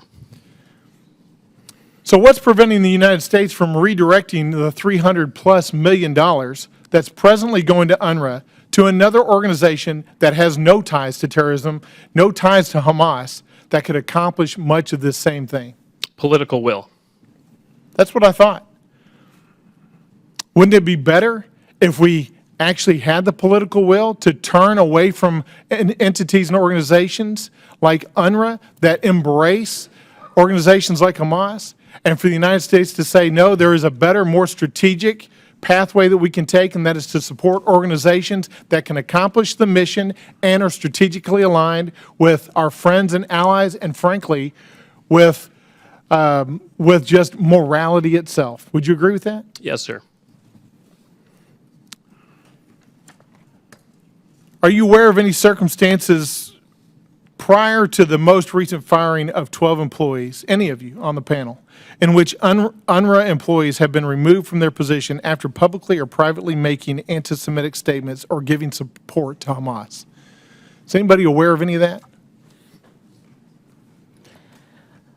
Go ahead, sir. I'm not aware of a single case, and we've talked about hundreds, where we've talked about UNRWA teachers, school principals inciting to jihadi terrorism and the slaughter of Jews. I'm not aware of one case that UNRWA has communicated to us where they have fired that individual. I do recall one case of a headmaster of an UNRWA school who was moonlighting as an Islamic Jihad commander. He was removed by an Israeli airstrike. Well, that's one successful removal. Do any of you have any analysis on how the curriculum for these children, when UNRWA goes in to educate children in these areas, how's that curriculum developed? And one of my big questions here is there any part of the educational curriculum or programming that is overtly pro-American or pro-Israeli that teaches the benefits of democracy? So, really important question. The curriculum is developed in Ramallah. It is developed by the Palestinian Authority. And, you had this moment, actually, between 2014 and 2016, when the Middle East, the MENA region, started looking at its school curricula. And that is when the United Arab Emirates, when Morocco, when other countries, and Egypt, other countries started making these decisions about the need to take out the hate, to take out the incitement, to create better societies of the future. And this has been rolled out over years. And now, as I said before, there are really exemplary school curricula in the MENA region. The Palestinian Authority decided to go entirely in the opposite direction. Between 2014 and 2016, it spent an enormous amount of time and effort and money creating a curriculum that was even worse than the one that came before. Any ideas of peacemaking were entirely removed, and what was left was a curriculum centered on jihad, centered on young people sacrificing themselves, centered on anti-Semitism, centered on hate. And that is a curriculum which UNRWA, a neutral United Nations organization, adopted as is, without changing a line, a jot, a tittle of the school curriculum. And just to make sure it got rammed home, they created their own supplementary material to go with it. So it comes from the Palestinian Authority. UNRWA adopted this, and I need to say this again. It didn't need to. It's supposed to be best practice to teach the host curriculum. There's no best practice about this curriculum, and organizations all over the world make sure that they do not teach hate. UNRWA made a choice, a decision to teach hate in its schools in Gaza and in the West Bank, and it is continuing to this day in the West Bank. We can stop this, and we need to stop this. Thank you for your comments. I know my time's out. In conclusion, I'll just say UNRWA is not a new organization. It's not a fledgling organization. It's been around for a long time. These are not negligent mistakes. These are intentional acts. We need to walk away from this organization. Thank you. I yield back. Thank you, Mr. Moran. Now I recognize Mr. Schneider. Thank you. Thank you, Chairman. I want to thank both our chairs and the ranking members for holding this hearing. I want to thank the witnesses, not just for your testimony here today, but for your lifetime of work addressing this important issue. Mr. Neuer, you noted in your opening remarks, and I agree, no one should be surprised about the recent report of UNRWA complicity with Hamas. We've been talking about this for years, if not decades. Recent reports estimate that more than 10% of UNRWA employees are affiliated with Hamas. But in fact, according to what I read in those reports, it's worse among men. It's estimated that 29% of the men working for UNRWA have affiliation with Hamas, and approximately half the employees have at least one family member affiliated with Hamas. And on October 7th, as we've just talked about today, at least 12 UNRWA employees crossed a new line, actively taking part in the horrific attack of Israeli communities near the Gaza border, brutally murdering more than 1,200, countless cases of torture, rape, mutilation. UNRWA's employees involved with taking hostages back, more than 250 people taken hostage. And let me pause here to note that there are 130 people still, more than 130 people still held in Gaza, now for more than 116 days. And the path to de-escalation starts with the immediate release of all these hostages. Yes. That's what we should be calling for, and we should be seeing that now. But Hamas has no interest in de-escalation or in peace. Hamas is a nihilistic, genocidal, terrorist organization founded on and dedicated to the principle of the destruction of Israel and the murder of Jews, which brings us back to the topic of UNRWA we are discussing today. No one who's been watching Gaza can be surprised by the reports No one should be surprised by the extent. Yesterday's report showed that the pervasiveness of the integration of Hamas and Hamas ideology within the fabric of UNRWA. It's a systemic problem. We should not be asked to accept a Hamas-UNRWA link simply as the cost of ensuring humanitarian relief gets to Palestinian civilians. Mr. Goldberg, you said it in your opening remarks. There are other organizations. Ms. Rudman, you talked about the uniqueness of UNRWA. What I don't understand is that uniqueness. Why is there but one organization established by the UN that for 75 years has kept people in refugee camps, preventing them from rising up to a life and a standard of living that they see among their neighbors? Why is it that one organization is focused on this single point when there are another organization, UNHCR, who can address the rest of the world? I don't think we have to accept this. I don't think it's right that an organization charged with doing good should be allowed to be a cover for terrorism. And that's why we're talking today about what should happen to UNRWA. I think there's consensus, I hope there's consensus, that the services provided, the feeding of people who are hungry, providing good education to a population, you talked about it. How can we give an education that teaches the aspirations of democracy, of integration into a world society that sees success for all nations and not the destruction of perceived enemies? This is the handle, or this is the challenge. Now, we are in a crisis. There is a war. People need to get that humanitarian relief. We have to find another way. Again, Mr. Goldberg, you talked about it today. We've shown that we can do this in the past.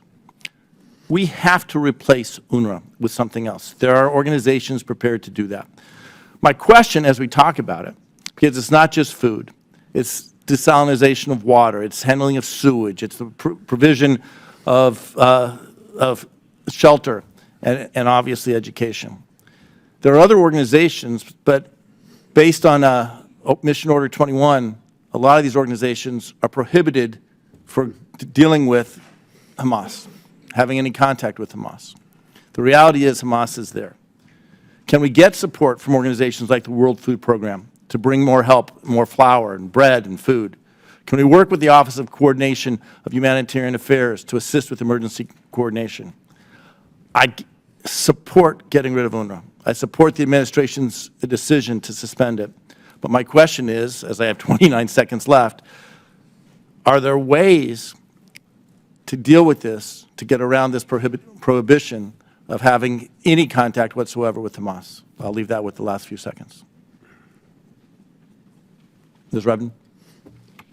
So I think what you're talking about is the U.S. prohibition. And in fact, there has been assistance that has gone in for things like water and electricity, which is not controlled as directly as some others might have said. But each municipality in Gaza, the rules for the United States go to kind of who controls the municipality, and there have been times when we have had administrations that have waived the requirements. For example, there are very technical people who carry out what's needed to get clean water in and out, and they are employees of a municipality that might be controlled by Hamas. The United States has at times waived prohibitions to allow those people to be involved in us trying to get water in. And I'm going to reclaim my time just because I'm over time. I want to give others a chance. But we can't let obstacles block us from replacing UNRWA and getting to a situation where we are taking care of the civilians in Gaza but not supporting terrorism. And with that, I yield back. Chair now recognizes Mr. Hill. Thank you, Chairman. Thank you, panel, for being with us today. Thank you for both our chairmen of our subcommittees for holding this important hearing. I'm grateful to you, and what a disgrace UNRWA has become. You know, I was thinking about the whole world that the UN attempts to provide care and service to. You know, think about it. It's a massive task. And yet UNRWA has a budget of about almost $1 billion, employs 30,000 people, 13,000 of which I think are in Gaza, or were. And then the Commission on Refugees,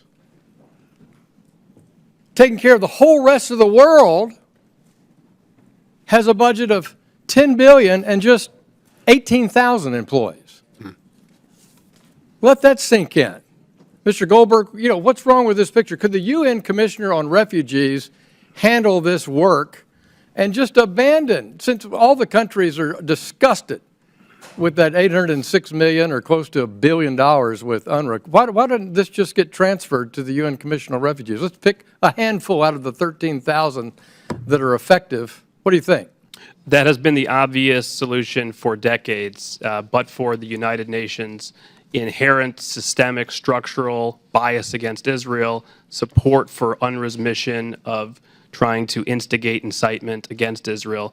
That is the only reason it hasn't happened. So you're charging that the UN itself is the most anti-Semitic organization on the planet? Is that what you're saying? Well, 100% correct. Yeah. Documented by UN Watch and others. But I would say, Ms. Rudman said something before, and it's very, very much a flag. Don't go to ask UN High Commissioner of Refugees, is it okay? Would you like to do this? The UN Secretary General is already circling the wagons to defend UNRWA. If you ask the UN, what do you think? The UN, we know what they think. They hate Israel. We tell them what to do. Our taxpayer dollars lead the way, not the other way around. Thank you. And I thank you for that. I want to shift to Mr. Schiff. Thank you for testifying. Thank you, sir. I've spent a lot of time looking at curriculum, education curriculum, most of the time in Egypt. I'll say that's an area that I've spent quite a bit of time. And you see, you've reported in your testimony some successful curriculum changes in the UAE, Saudi Arabia, Morocco. Mr. Moran was just talking about this. And, even though the Commission on Religious Freedom has done a particular study on the Egyptian education system, still we struggle with proper terminology and proper framing for Christianity and the Coptic Church, for example, in Egypt. How did you find the countries that have broken the code and found success? What was the key point on that you would share? A really good question, sir, and I'll try and answer it very, very briefly because it's such a big subject. If I could, though, just refer back to the point you made before. UNRWA is, frankly, not even good at this distribution job. Last Saturday, they actually asked that there would be a stoppage of trucks going through Kerem Shalom because they couldn't cope with the volume. So let us not think that this is actually their area of expertise. It really isn't.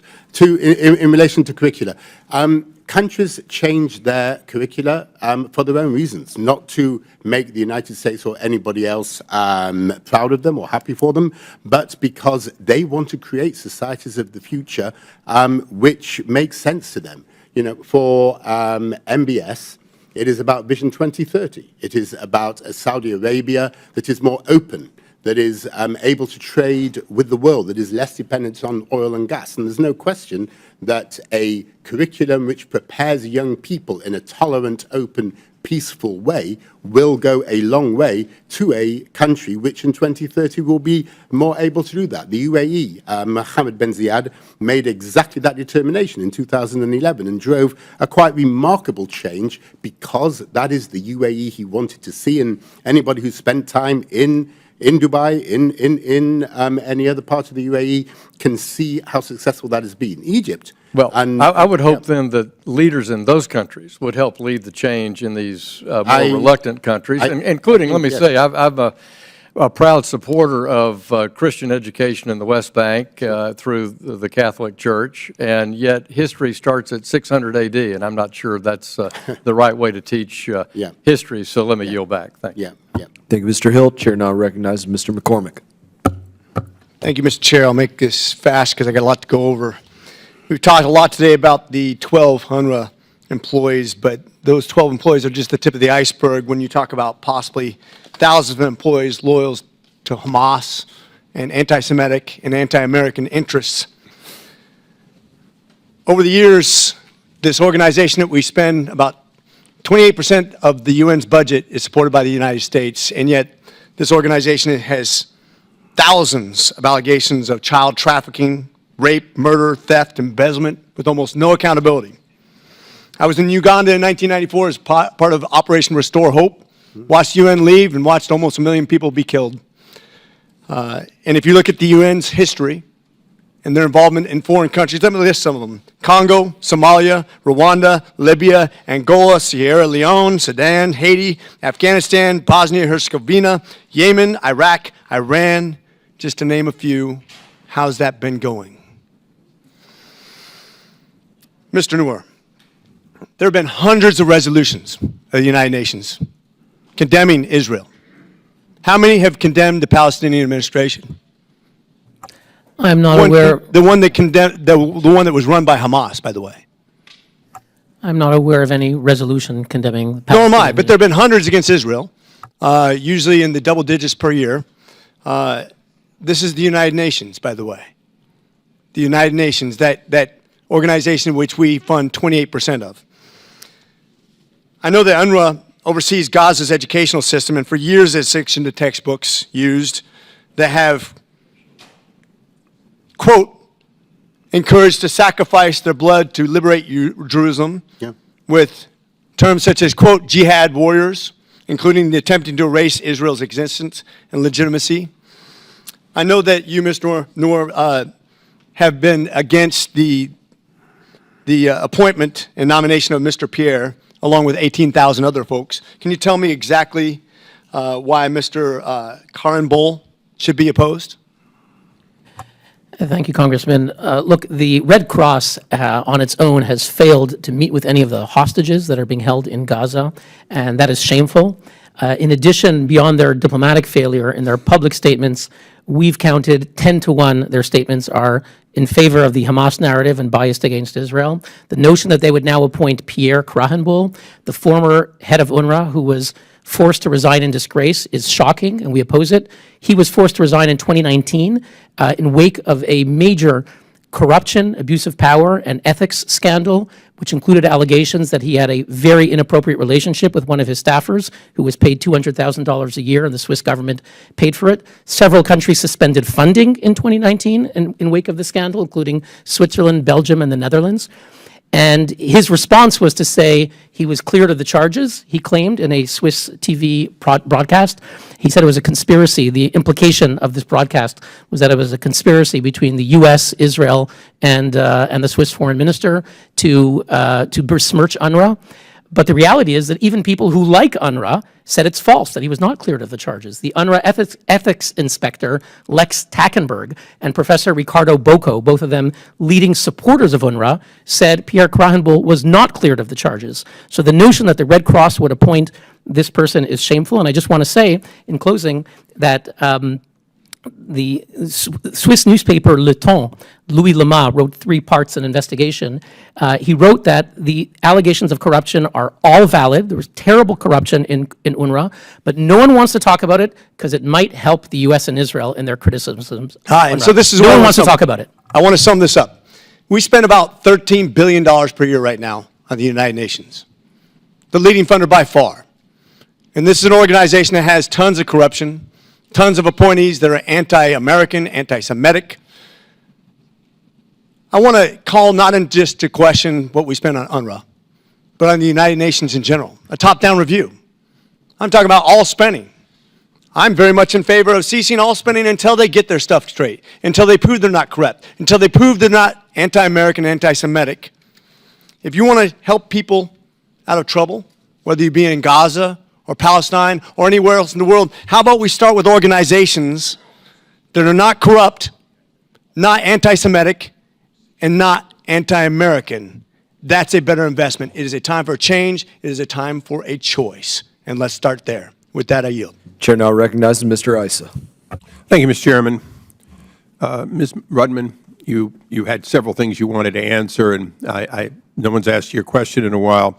So I'd like, with your distinguished career at the State Department has about a $70 billion budget. You controlled, in your time, about a $1.8 billion budget, plus or minus. So you're familiar with large budgets, you're familiar with development, and you're a specialist in the Middle East. Is that a fair reducing of your long career? Thanks, I appreciate it. I was actually only at State for a couple of years, the State and AID role, which you're referencing. Right. But I spent a lot of time working on budgets, that's fair. Right. But, looking at your history, I want to ask you some questions because I'd like to touch on something which is the day after. okay, we're not going to give UNRWA another penny during however long this kinetic conflict goes on in the region. And when we go to start up again on the people of Gaza, the 2 million people of Gaza, things are going to have to be different. So from your State Department time and your private sector time, is it fair to say that, and I'm going to ask everyone this question, is it fair to say that there are sources of people who can be skilled educators who can help teach the children of Gaza in a balanced way what the world is and could be?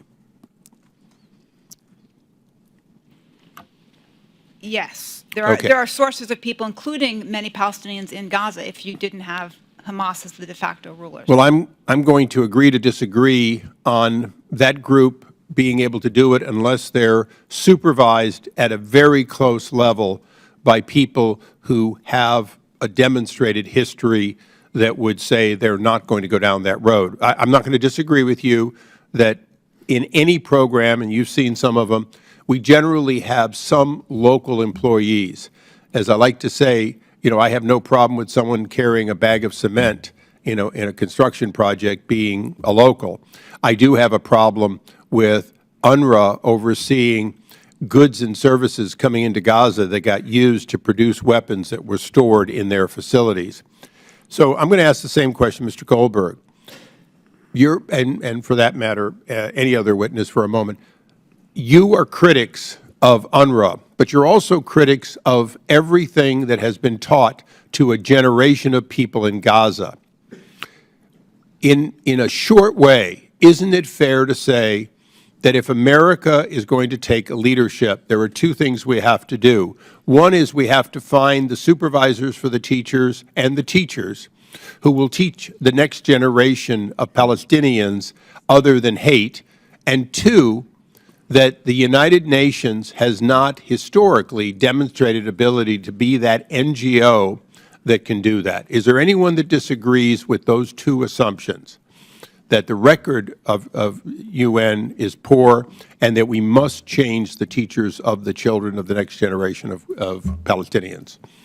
No disagreement. Yeah, no, okay. No disagreement. And just to say, there are seriously skilled pedagogues in MENA who can be helpful. You need to change the textbooks, you need teacher guides, you need to train the teachers, you need accountability, you need transparency. It can be done.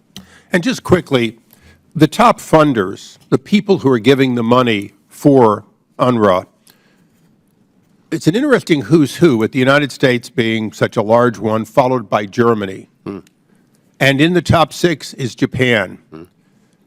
What's amazing to me is a vast amount of the funding comes from Germany and Japan. It comes from countries who themselves went from teaching hate to, in a generation, being leaders for freedom and democracy. Is that fair? And Ms. Rudman, I'd like your answer on that piece of history is well demonstrated, that we as Americans have led the proper training and emergence of democracy in the past, and Germany and Japan are good examples.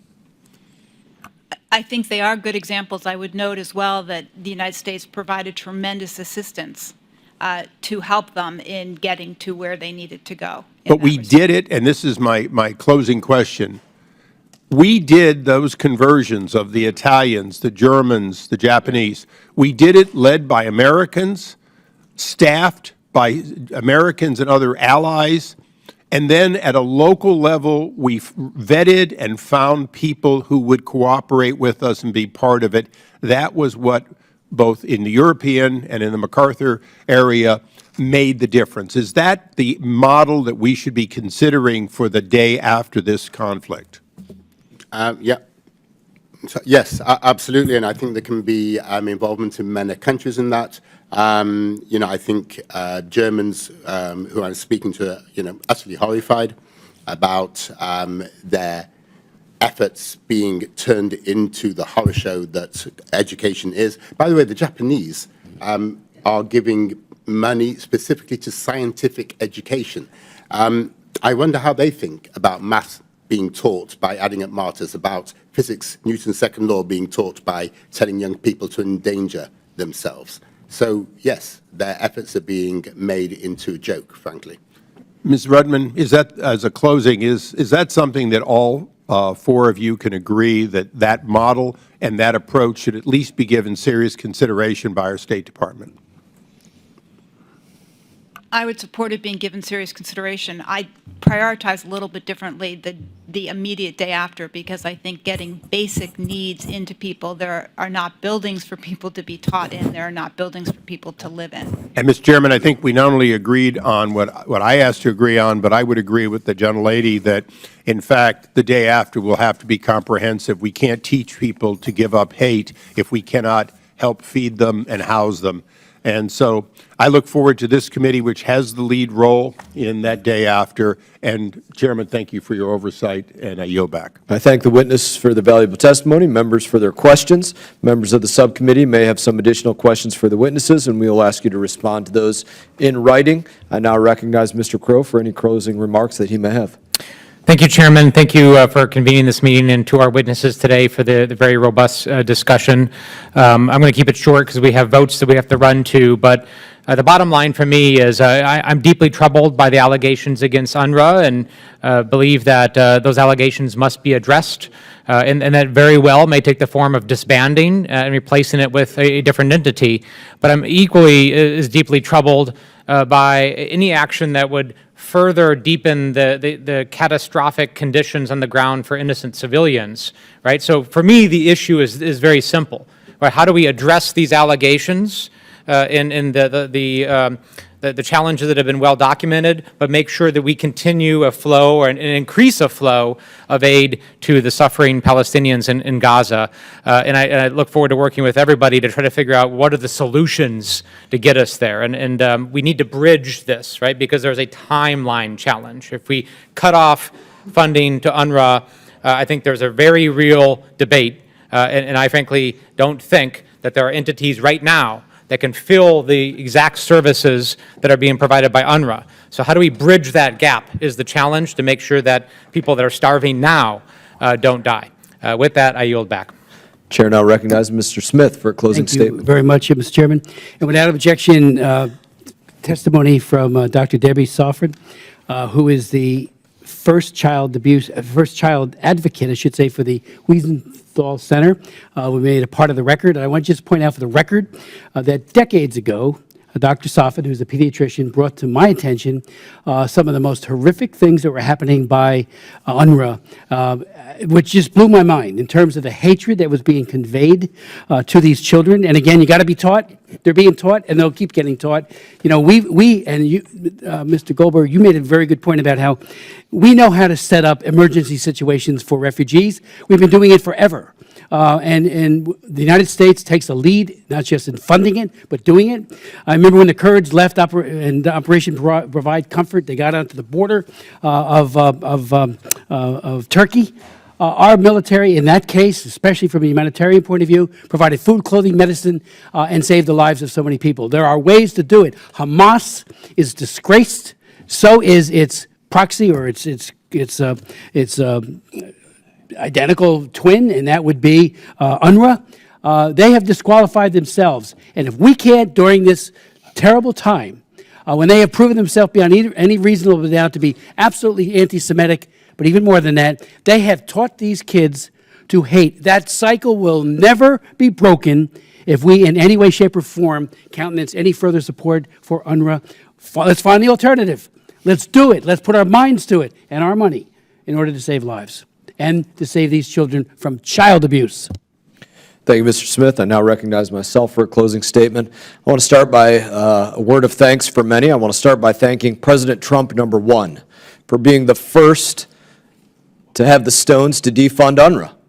He went out there and he did it. He saw the writing on the wall and he went out there and did it. I want to thank the witnesses for their testimony today, which show to be that to have been a correct course of action. You all provided vital information, context, raised important questions about UNRWA, and UNRWA has a lot to answer for. We reached out to UNRWA's Commissioner General, Mr. Philippe Lazzarini, requesting that he appear before this committee and the American people. In his response, which I will introduce for the record, while declining to appear publicly, Mr. Lazzarini goes on to tell us a number of things. That UNRWA is committed to neutrality, he said, that UNRWA conducts quarterly integrated assessments of their installations and to ensure adherence to neutrality. I guess these assessments must have somehow missed the missiles, the weapons, the anti-Semitic textbooks in the schools, and the terrorist tunnels being built underneath them. He must have missed that 10 to 15% of the employees are tied to Hamas. The letter goes on to tell us that UNRWA has a zero-tolerance policy with regard to staff neutrality, and yet we know that at least 1,200 UNRWA staffers have direct ties to Hamas and other terrorist organizations, and at least 12 staffers who were directly involved in the October 7 attacks. My assessment today is that the administration will likely ignore the facts and go back to funding UNRWA at some point. And I say what was said here before. I'll repeat what was said in this hearing. Essentially, I'm going to say this, I'm going to paraphrase the way that I interpreted this. There are many here that are not here to defend UNRWA, but they will support continuing to give UNRWA the earnings, the dollars of the American people with no threshold for bad behavior. That can't be the course of action for Congress, for the administration, for America whatsoever. I can tell you that to expect moving forward, we will be introducing legislation to claw back any recent dollars that were sent to UNRWA. And in that, I thank again the witnesses for their testimony. Pursuant to committee rules, all members may have 5 legislative days to submit statements, questions, and extraneous materials for the record, subject to length limitations. And without objection, this committee stands adjourned.